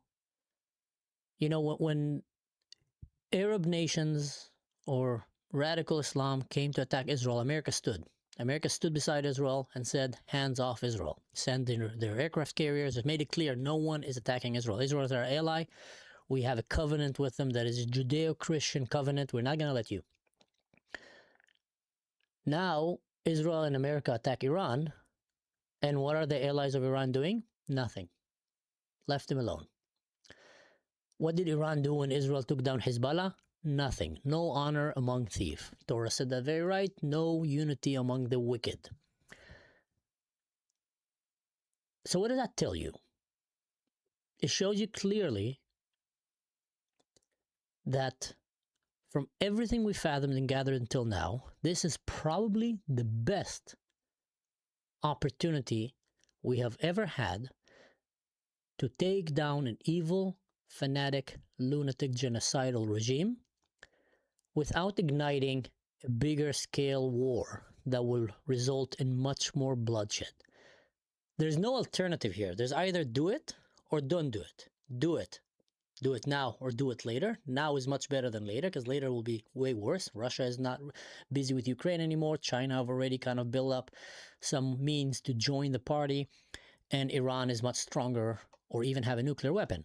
Then the bloodshed will be way, way bigger. Don't do it. Well, that means that you're just going to trust and hope that Iran won't get nuclear weapon and that they will stop massacring their own people and oppressing women and sponsoring terrorism all around the world. That is what I feel that is missing among many political analytics. That some of them come from the world of academia, and I was in the world of academia. And one of the problems that I had in that world of academia when I was studying psychology or when I was studying history is that they have the tendency to focus on something small, expand it, and just look at it, and then they ignore the rest around. Even now, a lot of these clever military political analysis, they're just missing the big picture. And they're always looking at a small picture that is framed in a very small window of time and history and geography, and missing the big picture. There's a much bigger picture here. People are saying it's going to ignite World War III. Guys, World War III started a long time ago. Actually, World War II, I would say, never finished, never ended. You defeated Nazis, but you did not defeat Islam. You did not defeat communism. So World War III or 2.0, never really ended. It just entered an era of status quo, and now they're waiting to ignite it. So let's call it World War III. The only reason right now that we in the West are not being massacred, slaughtered, and enslaved is because America is strong. Only reason, guys. Only reason. Europe have nothing to do about it. They're sitting ducks, easy target. Unfortunately. If anyone in Europe was and had the backbones to actually stop it, that was UK. They had a very mighty, I think they're the sixth largest budget of an army in the world. They have the best elite special forces on the planet, SAS. You know, with all due respect to all the rest, you know, the SAS will always be on top in my book. And I think in many aspects, Israelis can even, you know, give them a fight or even take them in some things. But in general, the whole thing, SAS guys, they're up there. So even Britain have got extremely compromised to the point right now that when the UK base was attacked in Cyprus, if the UK would have responded by joining the war, you know what would have happened? Their country would have been burned down from the inside by the Muslims because their loyalty are not for the UK. So if you start seeing the big pattern that is happening here, where the Muslim Ummah, the Muqawama, is reaching a new stage right now where they're strategically destroying from the inside their biggest oppositions. The UK, Europe, Germany. They're working really hard on Germany. They see Germany as a very big stronghold, a big prize. Now, yes, the end goal is to take it and make it a Muslim Caliphate, and they're on the way with the UK, and they're trying with Germany and other countries. France, they're already basically kind of halfway, if not even more. Until they take them, they at least will cripple them. Cripple them mean that they would be an ineffective player in the grand scheme of the Muqawama of taking the world. Because even Germany, some politicians in Germany have raised the concern that they can't really raise an army in order to defend themselves from the Russians or others, because a lot of Muslims will join that army and their allegiance is not towards Germany. So that shows you that the tactics of the Muqawama, of Iran, of the whole Muslim Brotherhood, Turkey and etc. is working. They have made the UK very compromised. In the US, we're seeing sparks of that. There was a guy that was walking, Nick Shirley, I think, he was walking in Michigan interviewing young Muslim American citizens, asking them, what would you do if America will go to war with Iran or with Iraq? Would you stand with America or would you stand with the Muslims? And they said, undoubtedly, we'll stand with the Muslims. F you guys. So when you understand that, you realize that we are in a very, very fragile, bad place due to lack of leadership and moral clarity, mostly on the left, I would say, but some on the right. It's funny that, it's sad to say, but it looks like the right wing might be the ones to save Europe, which is, I know a lot of leftists don't like to hear that, but hey, they're at least trying to kick out the migrations, the Muslim migrations. You guys welcome them. So that does put Europe in a very bad place. And it puts you in a very compromised situation where they're just ineffective players in that realm. So if you don't understand that Islam have not finished yet trying to defeat the West, and that they're still pose of one of the biggest risks. Muslim expansion is one of the biggest risks that we have right now for Western civilization. You got communism, you got Muslim expansion, and you got woke. But woke is an agent that helps communism and Muslim expansion to actually destroy the West from inside. So I think that's what a lot of these analytics are not talking about. I think that's definitely what you never hear Tucker Carlson or Sneeko. Just the fact that there's a guy who calls himself Sneeko, and he looks like a school kid bully, and he have a big platform where people are listening and taking his content as if it's some kind of a relevant political science. It just shows you that we are living in a idiocracy. I'm gonna take some time right now to answer some questions. Ainora, thank you so much for being the moderator here. And let's see if there's any important questions. I'll be more than happy to answer, and if not, we will finish the episode.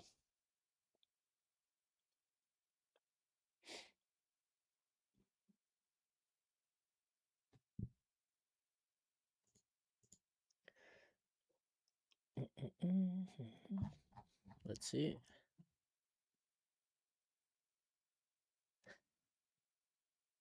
Oh yeah, I've seen the debate with this guy. He's a cool guy. He's an activist, influencer that stands with Israel. He's not Jewish. He's not Christian apparently. Where he did I debate Sneeko, right? You're talking about the guy with a goat beard. If you're talking about that one, that was fun. I've seen snippets of it. That was fun to watch.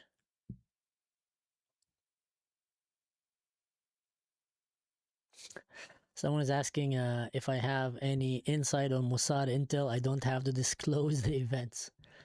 Well, let's just say it that way. I've brought a few Mossad agents, former ones, retired one, recently retired, into my show where they shared, and if needed, I'll bring them again. They're dear friends. And not only, I would say this, I want to bring a few people from other units like Shmone Matayim and others that have contacts from before or after. And I think they will have very interesting things to share. For those of you who don't know, Shmone Matayim is one of the strongest units in the IDF that is not publicly known like the others. So to that question, I'll just leave it that way. How did Arabs acquire Israeli citizenship as opposed to choosing Palestinian, their loving best life in Israel? Here's a good question. How did Arabs acquire Israeli citizenship? You see, when the Jews came back to Israel to establish, to rebuild their country, after 2,000 years of exile, of praying constantly towards Jerusalem, they managed to come back to Israel. They came back with their hands, wide open for peace, and came and said, whoever's living here, you can keep living here, we can live together and make this country great. The Jews said, yeah, perfect, let's do that. Christians were like, yeah, sure, let's do that. Muslims said, we're going to kill you all. And then they tried to kill them. And that's when Israel defeated them, and that's when they ran away, and that's when they started calling the Nakba, we want to come back, it's not fair. There were Arabs that did not join that war and did not run away. And when Israel established its borders, and all the ones that actually went out of the land in hope that all the Jews will be wiped out, and then come back and take their houses and their homes and their wives and their children, Israel closed its border and says, no, you're not coming back. We know who you are. You showed your true face. We came and tried to live as your neighbors, and you tried to murder us. So then the borders of Israel were established, and the Arabs and the Muslims who were in Israel received citizenship. And that shows you what a great nation is Israel, and what a great heart do the Jews have. Because why didn't they, based on, let's say, Muslim logic, why didn't they just go and genocide all the Muslims that were living in Israel after that? They saw that they came to try to murder them, they lost. So why didn't the Jews just go and kill all the Muslims in Israel and kick them out? Instead, they actually gave them full citizenship with full rights. Isn't that bizarre? We saw what happened in Syria. The moment that they got the power, they went around and started just murdering and massacring minorities, trying to ethnically cleanse everything. We see how minorities in Muslim countries are reducing in numbers drastically, fast, very fast. They're being extinct. Meanwhile, we see minorities in Israel under a Jewish state growing bigger and bigger, richer and richer, healthier and healthier, and living safer and safer. So, to your question, that's how some Arabs ended up having equal rights and living in Israel, and still do. Muslims. I know it for a fact because my grandfather received the same memo. When Israel came and the Arab nations, the Muslim came and wanted to kill all the Jews. They wanted to come and wipe them all out. A real genocide. That's where from the river to the sea came. They said to all the Arabs, back then there was no WhatsApp or chat rooms. So they sent a message with all their people. Tell all the Muslims in this land, all the Arabs, get out. The Arab Ummah is coming, led by Egypt and other Muslim countries, and we're gonna genocide all the Jews. So give us 2 weeks, we'll erase them all from the river to the sea, and then you can come back and take their homes, take their wife, their children, enslave them, and do proper Khalifa Sharia law over the land. Many of the Muslims agreed to that, went away. Now the same memo reached the Druze as well. They were living there. And remind you, the Druze under many Muslim countries had to hide their identity and live like Islam. It's still that way. In Syria, in some places in Lebanon, in Jordan, many of the Druze, up until today, need to hide their identity. Well, there was also Jews that had to hide their identity under Islam. That's why I have a friend of mine that her family name, she's from Holland, but her family name as a Jew is Bueno de Moscat. I asked her one day, why is your family name Bueno de Moscat? And she said, yeah, it means Bueno the mosque, the good mosque. I said, you're Jewish. Said, yeah, but we had to live under Muslim occupation, so we had to hide our family name, and many Jews had to hide their identity and pretend to be Muslims. So the Druze in many countries had to pretend to be Muslims, and they were getting the same memo like the Muslims. And my grandfather and many other Druze received the same memo. Leave the land, 2 weeks, come back, all the Jews are dead, you can take what belong to them. The Muslims said, heck yeah, Mahmoud Abdul Jabbar, falafel, falafel, hummus, hummus, Allahu Akbar. We do that. The Druze said, no, we're not going to do that. The Jews have done no harm for us. They're actually the best partner we had in so long. It's like literally the first time that we have a group that came to this land that doesn't want to enslave us or kill us or destroy us. We're not going to fight with them. And they even took another gigantic step, which when you think about it, now you take it for granted.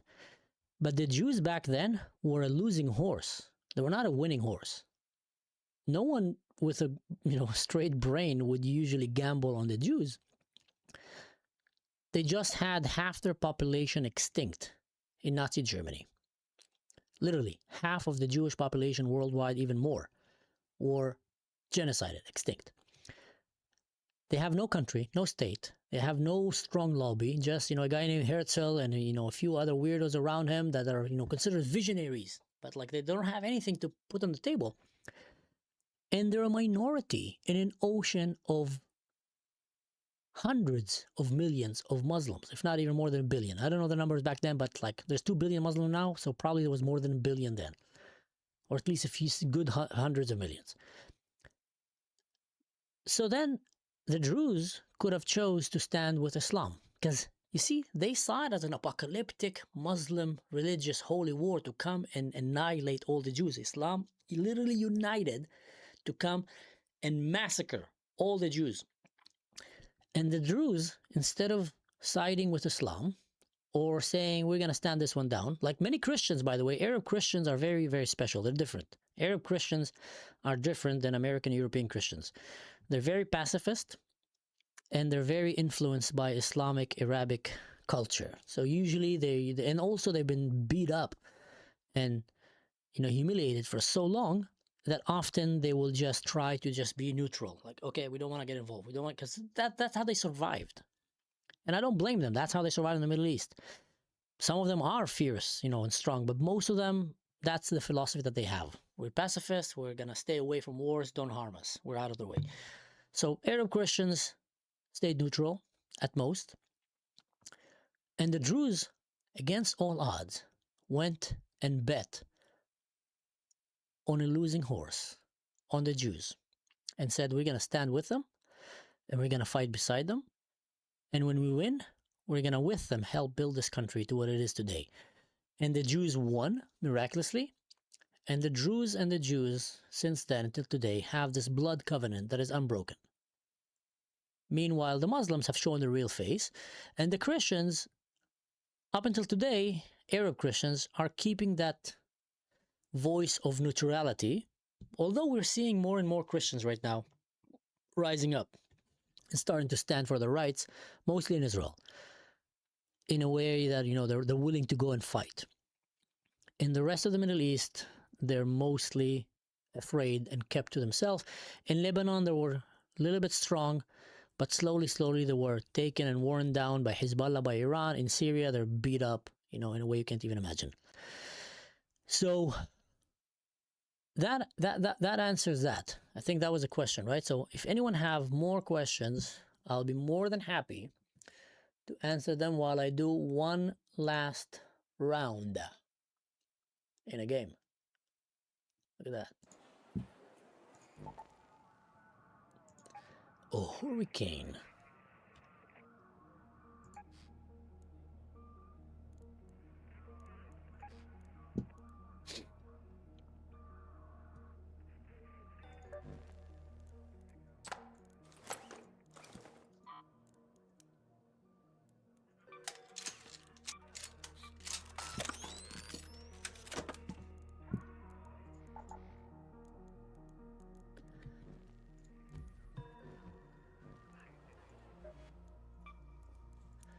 I'm waiting, guys. More questions.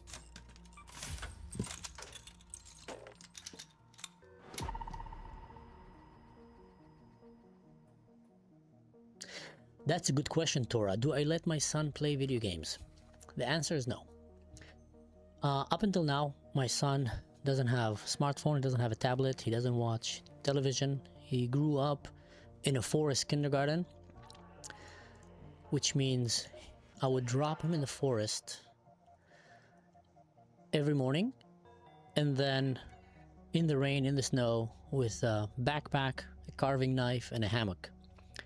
And then they will hike in the forest, no electricity, in the rain, in the snow, come back, pick him up. So I wanted to give him that childhood. And the psychology behind it says that nature have everything that a human child needs to grow. That is true. And yes, he speaks he speaks English, German, a little bit Hebrew, and he knows how to say some words like khalas or yil'an abuk in Arabic, but you know, he's learning. So I would say he speaks two and a quarter languages.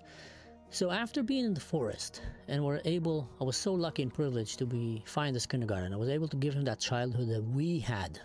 You know, we had similar childhood like that, and not because we were, you know, not because our parents were any better, all right? Our parents were not necessarily better or smarter than us, but back in our childhood, that's the only thing they had. There was no smartphones, no YouTube. They'll just give us, you know, go out, play with your friends, BMX, come back, and maybe you'll tell them 10% of the things that happened. But we were out there socializing with other humans. So with this forest kindergarten, he was able to get that childhood away from technology, screens, unnecessary electricity, and just in the forest, you know, hearing the sound of the animals, of the leaves, and it's strengthening your immune system, and it's strengthening your character, I believe, and also you become more resilient and robust. And it's important for me that kids become robust. I think that's one of the most important things that are lacking today, where parents are not teaching their kids to be robust because they're helicopter parents and they're just sheltering them too much. Strength of character and robustness is one of the strongest indicators that you will have for a successful adulthood life later on. And the delay of pleasures and satisfactions, you know, composure. Now, he finished kindergarten, he went to school, and we made the decision that he's not going to have a smartphone, at least until the age of 16, maybe even later. But I think 16, I'll be able to teach him to become a good, strong, disciplined, morally clear young man to handle the threats of social media and of the internet at the age of 16, but let's see. That's what I'm hoping. Regarding TV, I allow him to watch on the weekends, something that we watch together, or sometimes, you know, I allow him to watch these YouTubes of these two Filipinos or Indian guys, you know, that are building a house out of two sticks in the forest. Have you seen these videos where you just see them coming and going around just building a whole house or a castle in the desert or in the forest? So he loves these ones. And now I started letting him play computer games with me. You know, I bought him an arcade mini game like this with like the old games, which are very unforgiving, very challenging. But there's a big difference between these arcade games to actually what we have today. Our generation, Torah, is the generation that played Prince of Persia, that played Super Mario, where there was no saves. You had 3 lives to finish like a 3 hours game.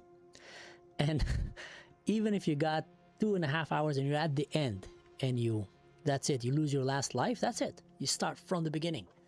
So there was no saves, you couldn't leave the game. There was a lot of frustration, but also a lot of resilience. It was teaching us how to overcome challenges. We used to come and sit together to play these games. You used to go to your friend to sit. Either you watch him, he plays, you play, and you take turns, or you play together. So in our generation, games brought kids together. Games taught you resilience. Now again, if you do it too much, it becomes addictive, that's bad. Games help develop your brain. And there's enough studies that actually shows that this is true when it comes in the right moderation. Nowadays, games are keeping you away from your friends, they're making it too easy. Like I've seen some of the new games, you can't fail. It's like literally built to keep you in the game and to make you not get upset, because they don't want you to leave that game and go to another game. So I do recommend, if you want your kid to start enjoying some games, get them these old arcade boxes. You can find them on Amazon. I'm not like doing a commercial for them, but I actually think it's a great product. So you can go and get it. I think they cost like 20 euros, 25, 15, depends. And in these games, he can really learn these old pixelated, spaceship games where you're going around and just trying to take this, space invasion or tanks or Donkey Kong. So that's what I let him. And lately I started doing a D&D game that I play with him. So he'll sit on me here, and we do it twice a week. He's waiting for it all week. He loves it.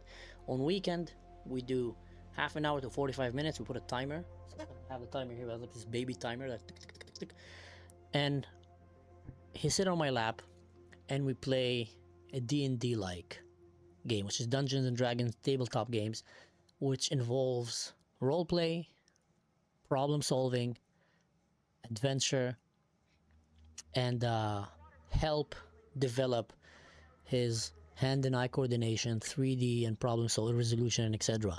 So that's fun. It's a fun father and son time. It's a fun way for your kid not to stay behind. You don't want your kid to grow up to be, let's say, a hermit Amish kind of that is just deprived from technology, because that's gonna hurt him.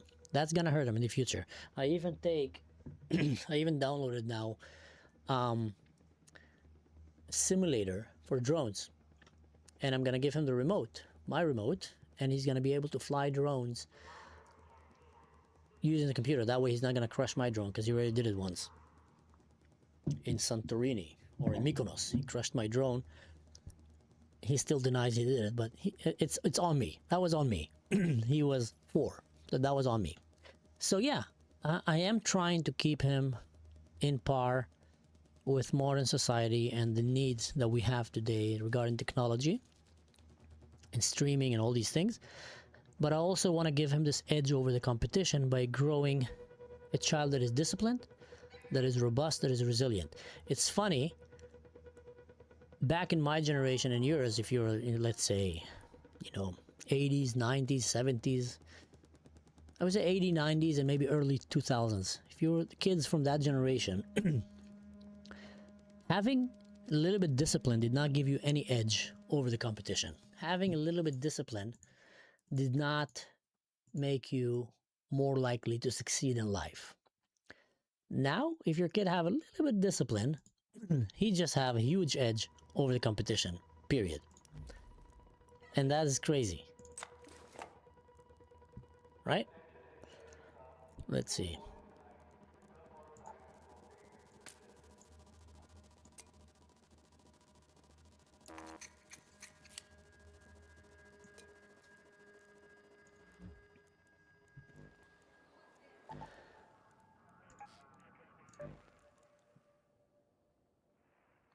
Oh yeah, I know what I forgot. Defibrillators.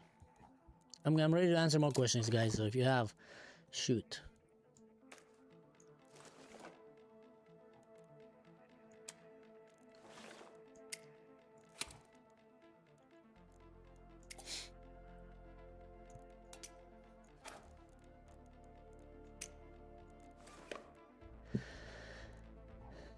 Destroy now for the dead. Space trading and fighting games. Elite danger, elite. Yeah, I tell you what, guys. Part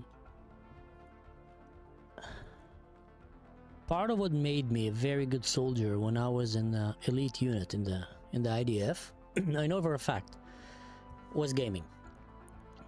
Undoubtedly, gaming have helped me and gave me an edge, which I saw it in all of my service. So I do believe that it's healthy in a way to have a moderate, healthy style of gaming. And someone is asking here if I never talk about his mother. Yeah, she's a very private lady and I respect that. Very impressive lady that have done amazing things that probably won't be able to share in a very long time in some crazy parts around the world. And let's just say it that way, guys. If I didn't believe in what I was doing here and that we're trying to make the world a better place, you'll probably not hear from me as well. Until the age of 25, I basically was completely off the grid. I had no social media, no emails. My first email was in the age of 24. Hello, this is Lance. Yes, I got your frequency. Remember So I decided to come those medical facilities. Just resist the urge to to use social media and stuff like that because I see it's very important. Go to Plaza Rosa.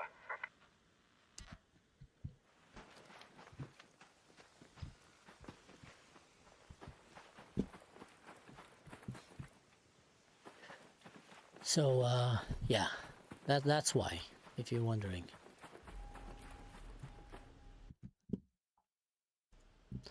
Any more questions, guys? It's been a fun session.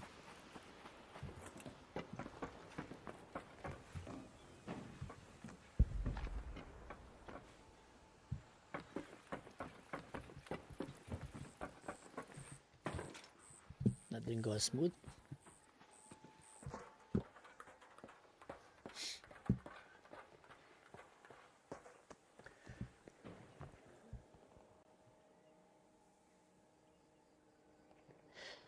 Is it difficult to hear me? The game sound is too loud.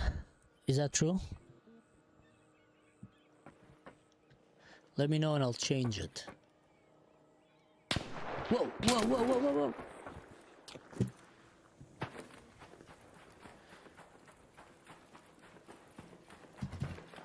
See, that was another player shooting me.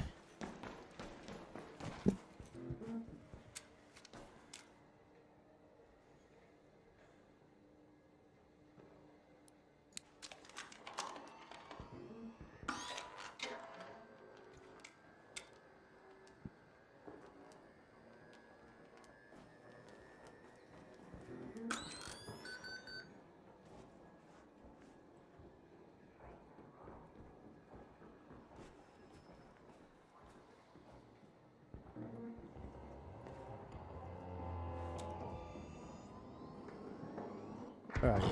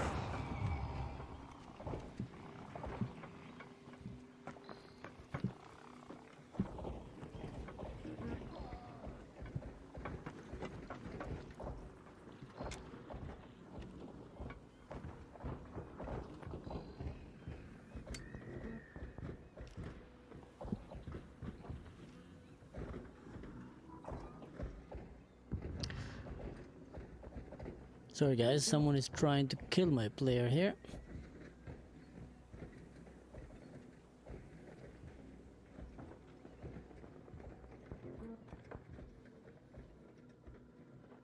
And I'm thinking he's there.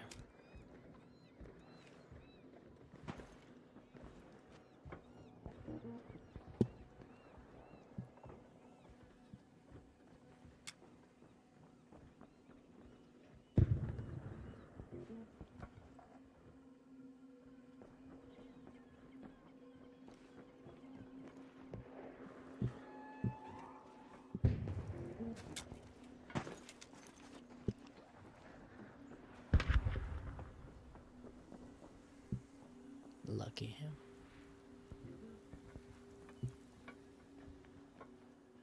Yep, I was right, he was there.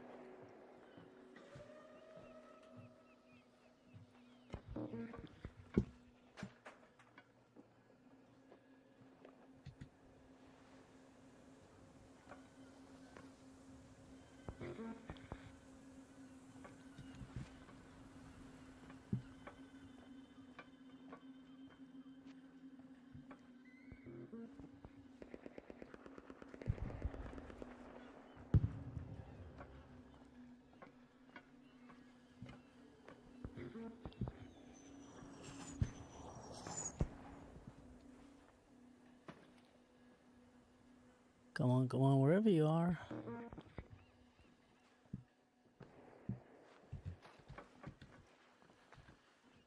Sound in this game is so important.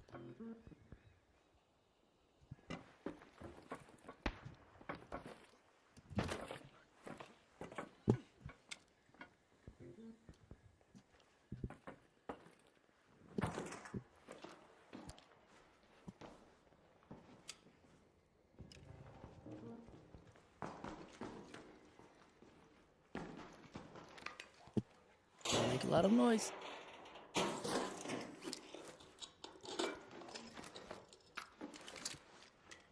Here's the player that he killed. Murder scene.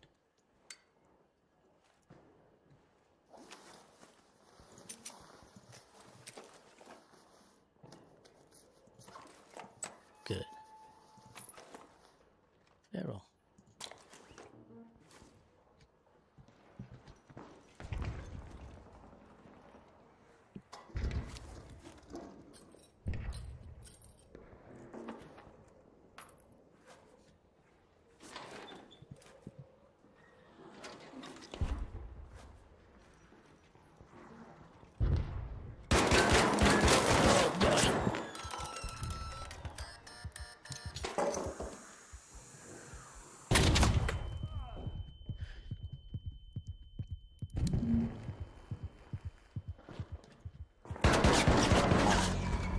Got me. Good game, good game.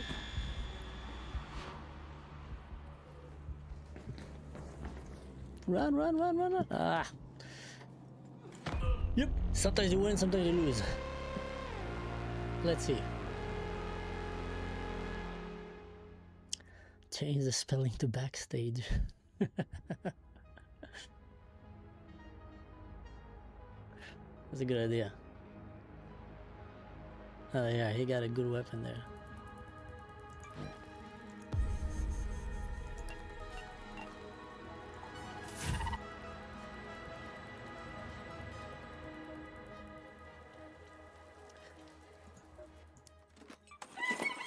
All right. What do you say, guys? Should I do one last game or should we finish it?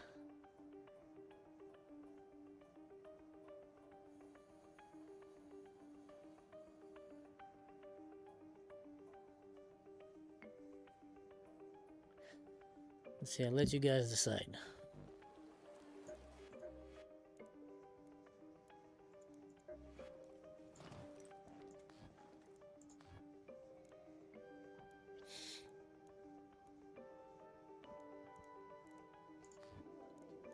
No.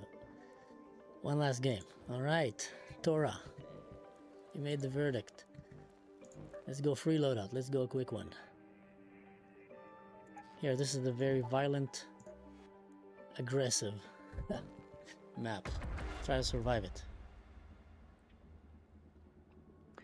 this particular map, everybody's hostile. No one is friendly. People just go and try to rob one another.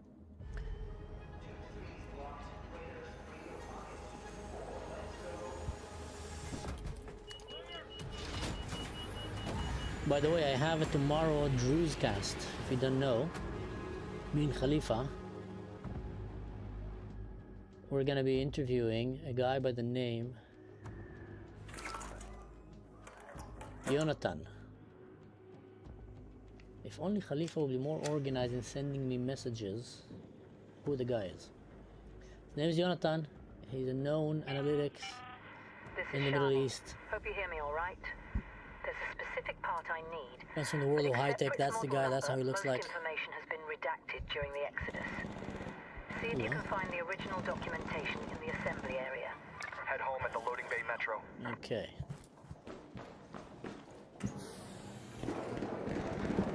See, that's what I mean. The map just opened, they're already like shooting everyone.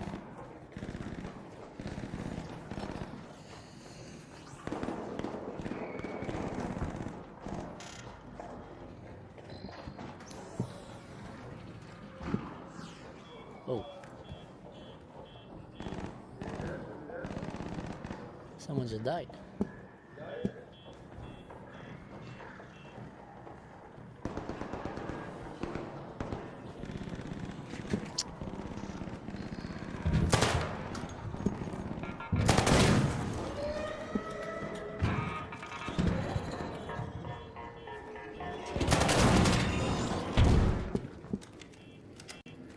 Ooh, violent.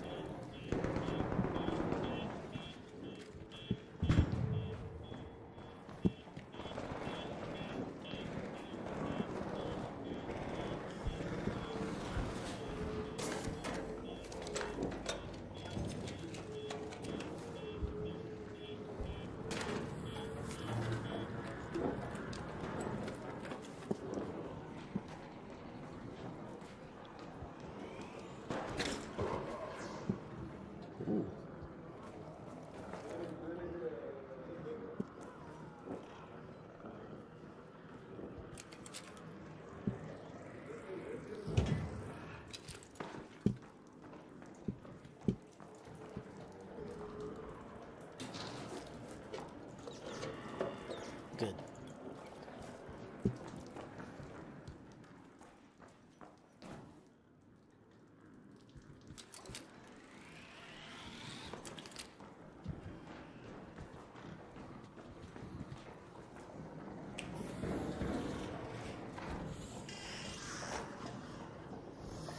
Yeah, these ones are nasty.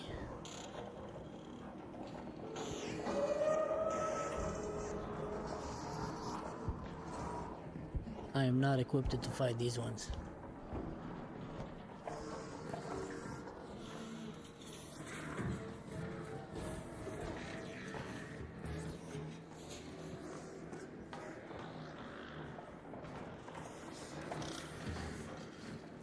Oh, someone died here.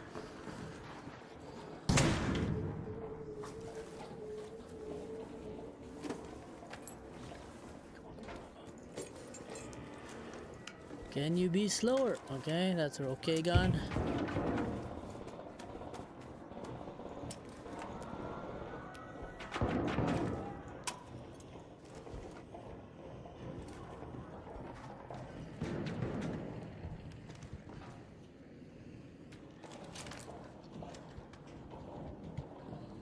Just checking the guns are loaded.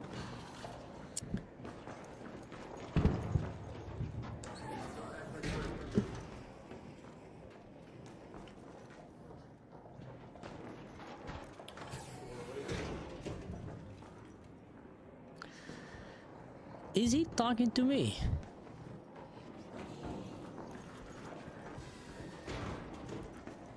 Work together. Want to go together? All right. It's better to be two than one here.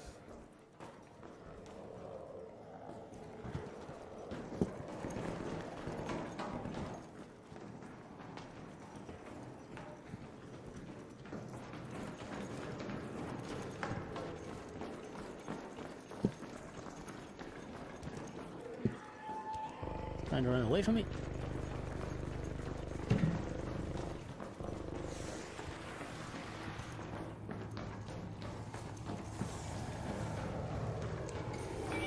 Ah, he's evacuating.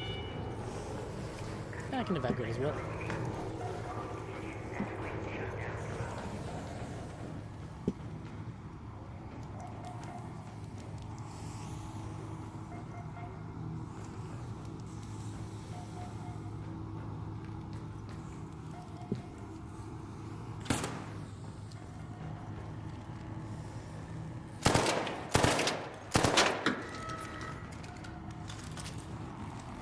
That was a mistake.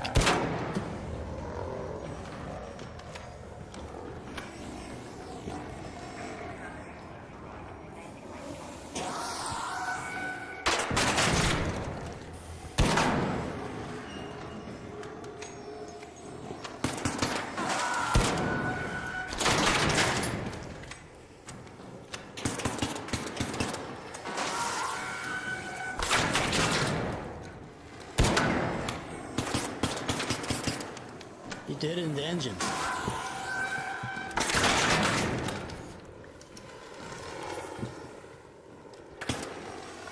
Oh, we didn't miss?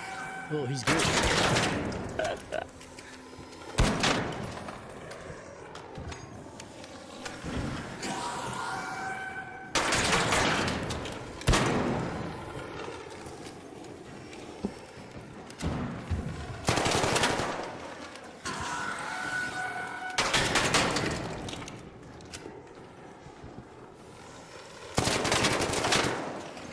Oh, you smoked me, man. That was a terrible grenade. Why did you do that? That guy just farted on us here.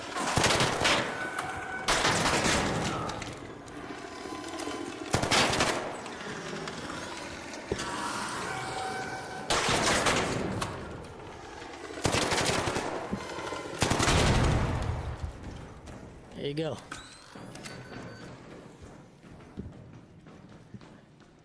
That was such a bad place to throw a grenade.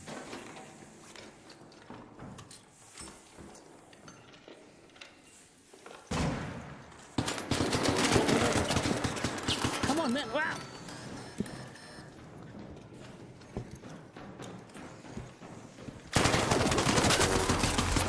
What a betrayal! What a betrayal!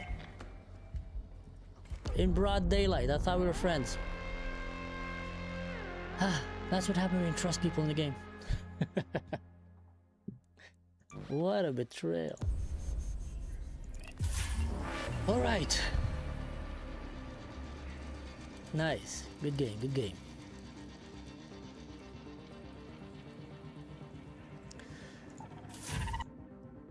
I'll keep you updated, guys. I'm gonna be doing these live streams every now and then. I'm practicing here. Multitasking and streaming. Whole theory behind why I think it's very important, so some people might find it weird, but to me,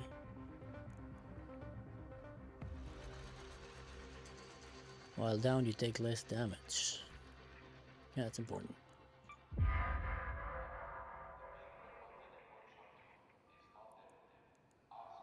Shagadol.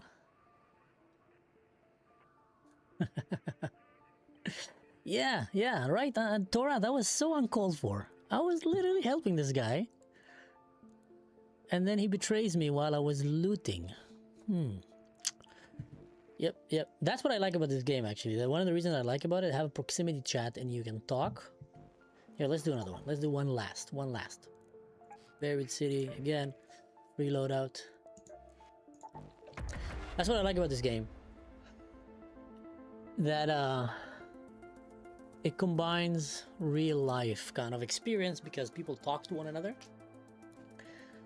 People interact in the game. For some reason, my mic in the game is not working properly, so I can't really talk to other players. And,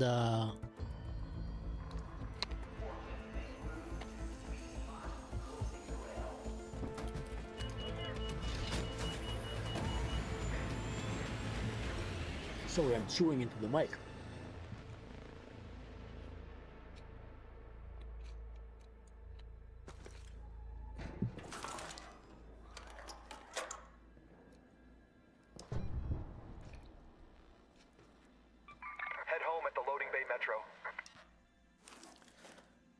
that's a bad weapon. I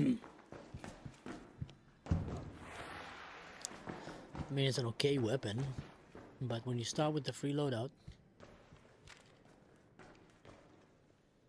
Alright, I know where I want to go.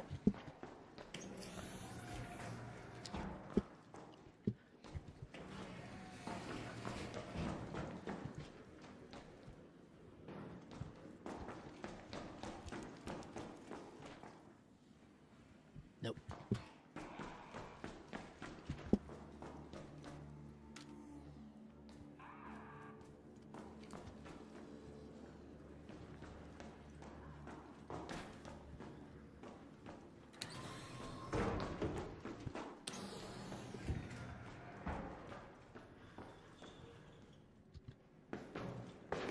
Let's make some noise.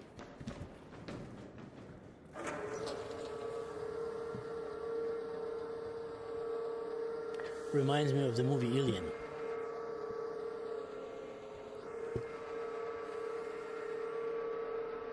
Sometimes there's something here. Not today. What a shame.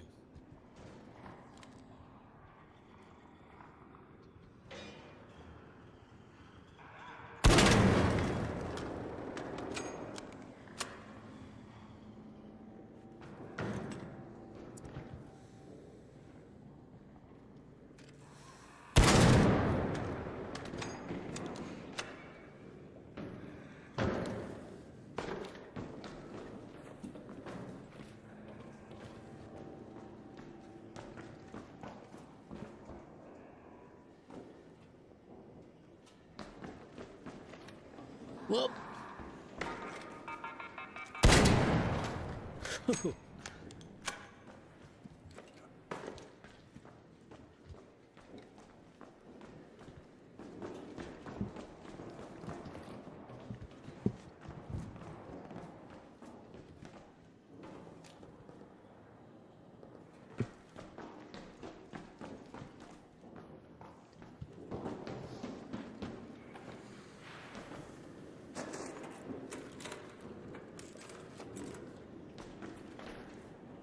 These things you can charge your shield with them.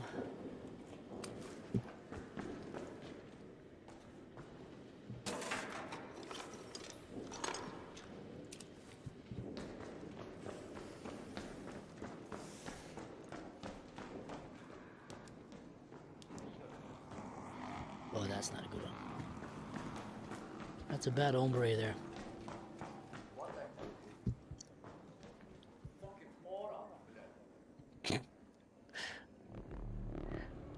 Are you hearing this guy? There's a Russian guy there that is cursing.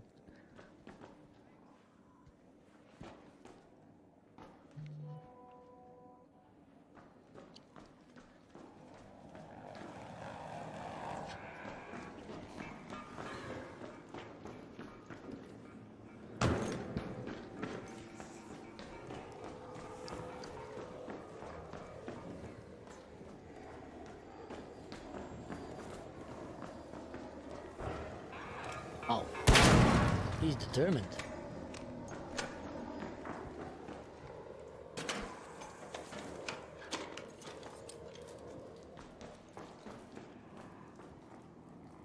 Oh, he's there.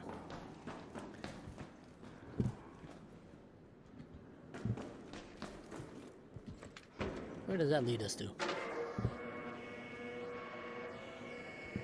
I'm gonna get shot here by so many hostile people right now.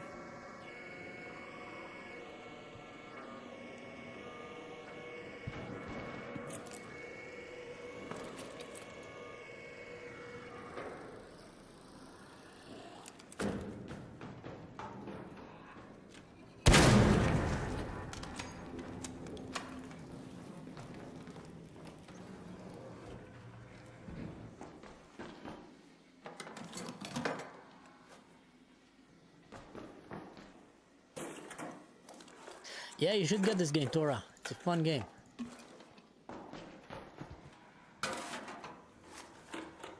It contains a very good amount of player versus player, competitiveness, player versus environment, role-playing.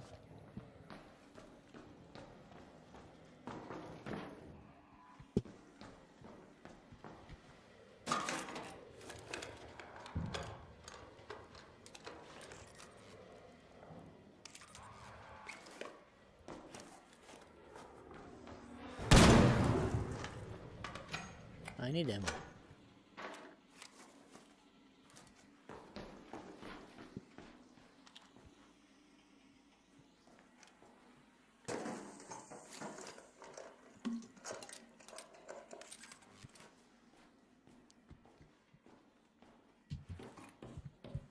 So, damn it.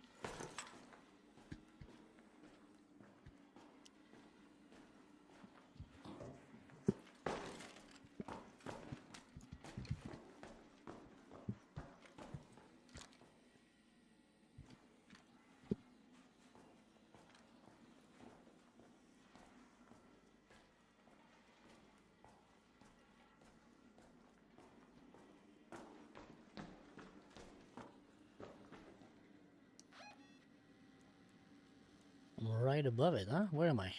Oh, I'm here. I'm far from it. To go there.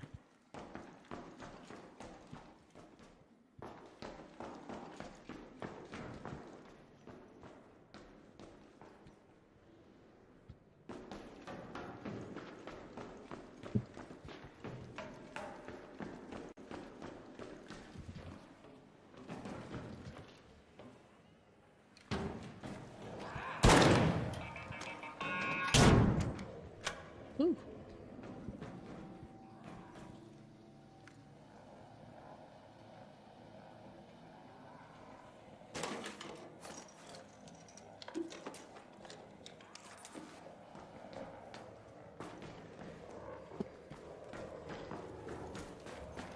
Something nasty here. Call him Shredder. It's a nasty drone kind of that goes with a shotgun. And that was a player killing a player.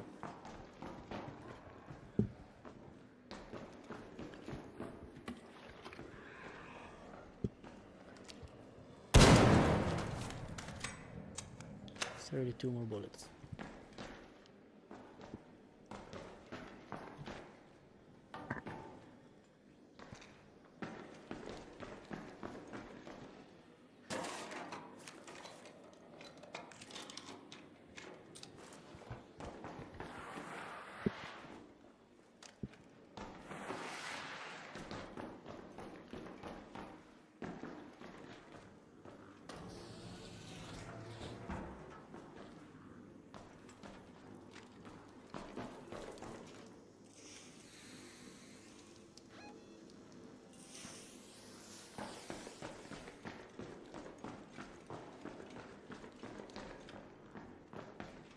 Come on, man, how do I get out of here?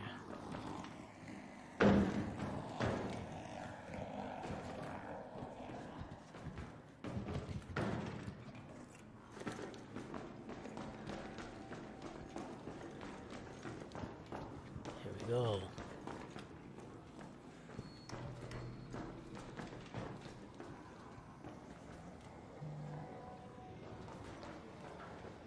It's a medical bay, there's always fighting here.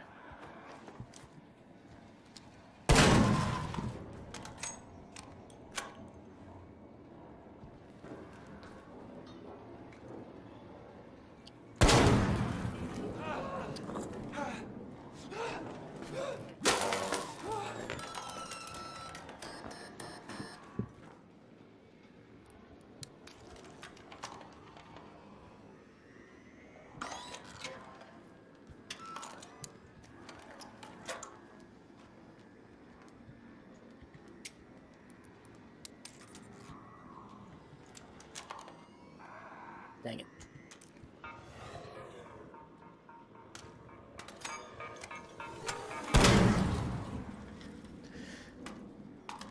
Alright. Single bolt action guns.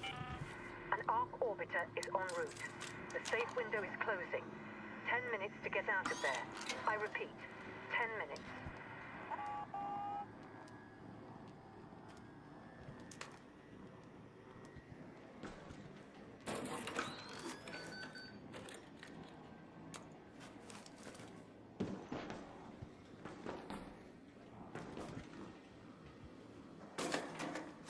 That dead player down there?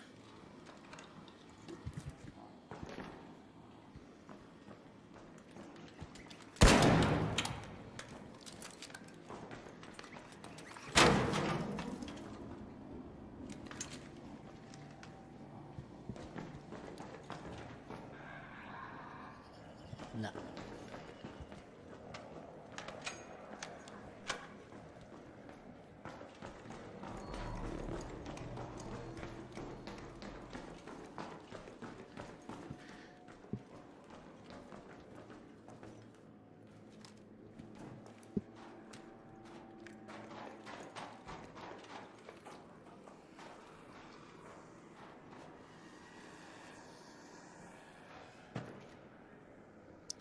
Let's see, Torah, if I'm gonna survive this one.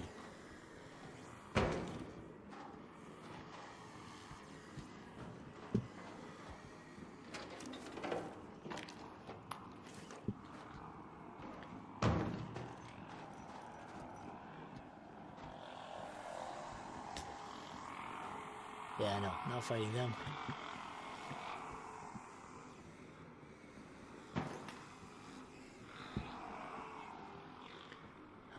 From here down there, I don't know. That was nice parkour. Haha. Where's the body? Quickly, quickly, quickly. Come on.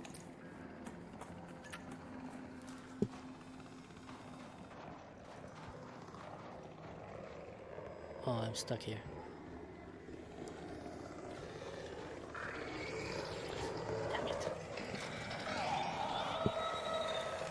Here we go.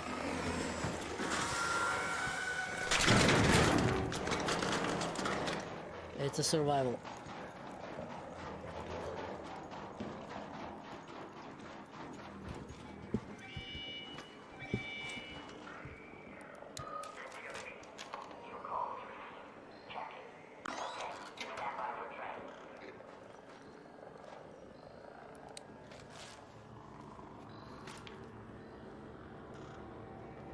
I have a feeling that he had very good loot on him.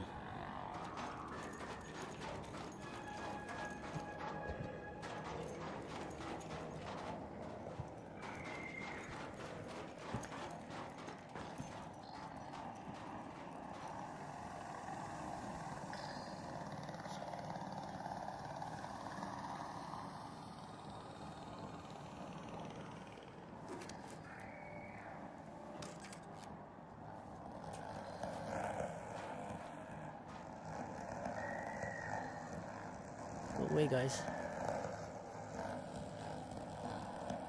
I want what he got.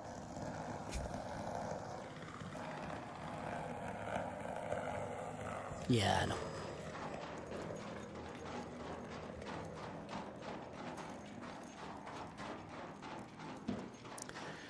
Let's get out of here alive.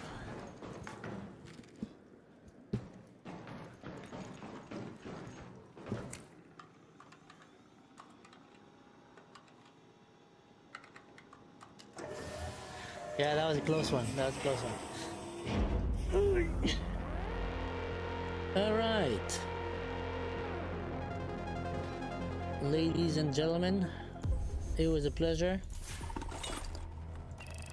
We'll do this more often. I hope you enjoyed my gaming and talking content. Leave it in the comments if you think that's okay. And also any feedback about audio and other elements of the stream, I'll highly appreciate, because I'm finding this pretty cool,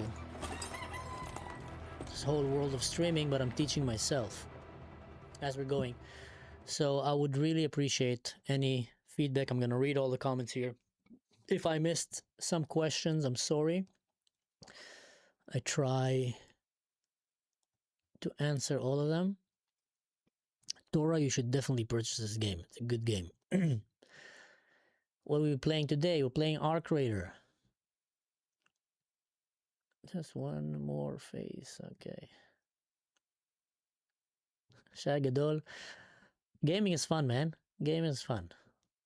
In the right moderation, it's fun and healthy. Actually, they found that gaming also help keep the brain a bit younger at an older age. And I tell you what, guys, I'm going to finish with this. One of the biggest investments you can do is invest in yourself 5 years from now. Invest in yourself when you're 60, when you're 70, when you're 80, when you're 90. Most people don't think about that. And when I'm saying invest in yourself, I'm not saying, you know, just make money and buy a house and, you know, get a mortgage, get a pension. I'm talking investing in your mental health and happiness. And big part of that comes from passions and hobbies. And a lot of people just walk their life without hobbies, without any passion for anything. Like there's nothing that keeps them, you know, want to wake up and jump out of bed to go and do it. And they're just kind of mundanely just going through the day. And that is very sad. But also, I find that if you find the right passion that is easily obtainable, also when you're not healthy, then you have won the game. I'll explain. If you come and say, yeah, my passion is the gym. All right, it's a good one, it's a healthy one. But can you go to the gym when you're 60, when you're 70, when you're 80? It becomes hard. And all of a sudden you find your body falling, you can't go to the gym, or my passion is mountain climbing. That's good. But you can't do that when you're 60, 70, or 80. So it is good to find some kind of a passion or a hobby and invest in it. Something that it's eternal. You can do it also when you're older. That can be reading books. That can be drawing, doing art. That can be all kind of like board games. And that can be also gaming. Because that, for example, I can do with my kid and with my grandkids when I'm 80. So, and I'm doing it not because I want to join them. I'm doing it because I enjoy it myself. And there's a difference. So I think cycling is a pretty good one. But cycling as well, it becomes difficult to do it when you're 60 or 70. And also the price that you pay if you fall from the bike. Cycling at the age of 60, 70, you end up breaking your hip and end up in the hospital for a very long time. So I would recommend adding to the repertoire another hobby that is eternal, that is not dependent on your physical strength and flexibility, but actually something I can do.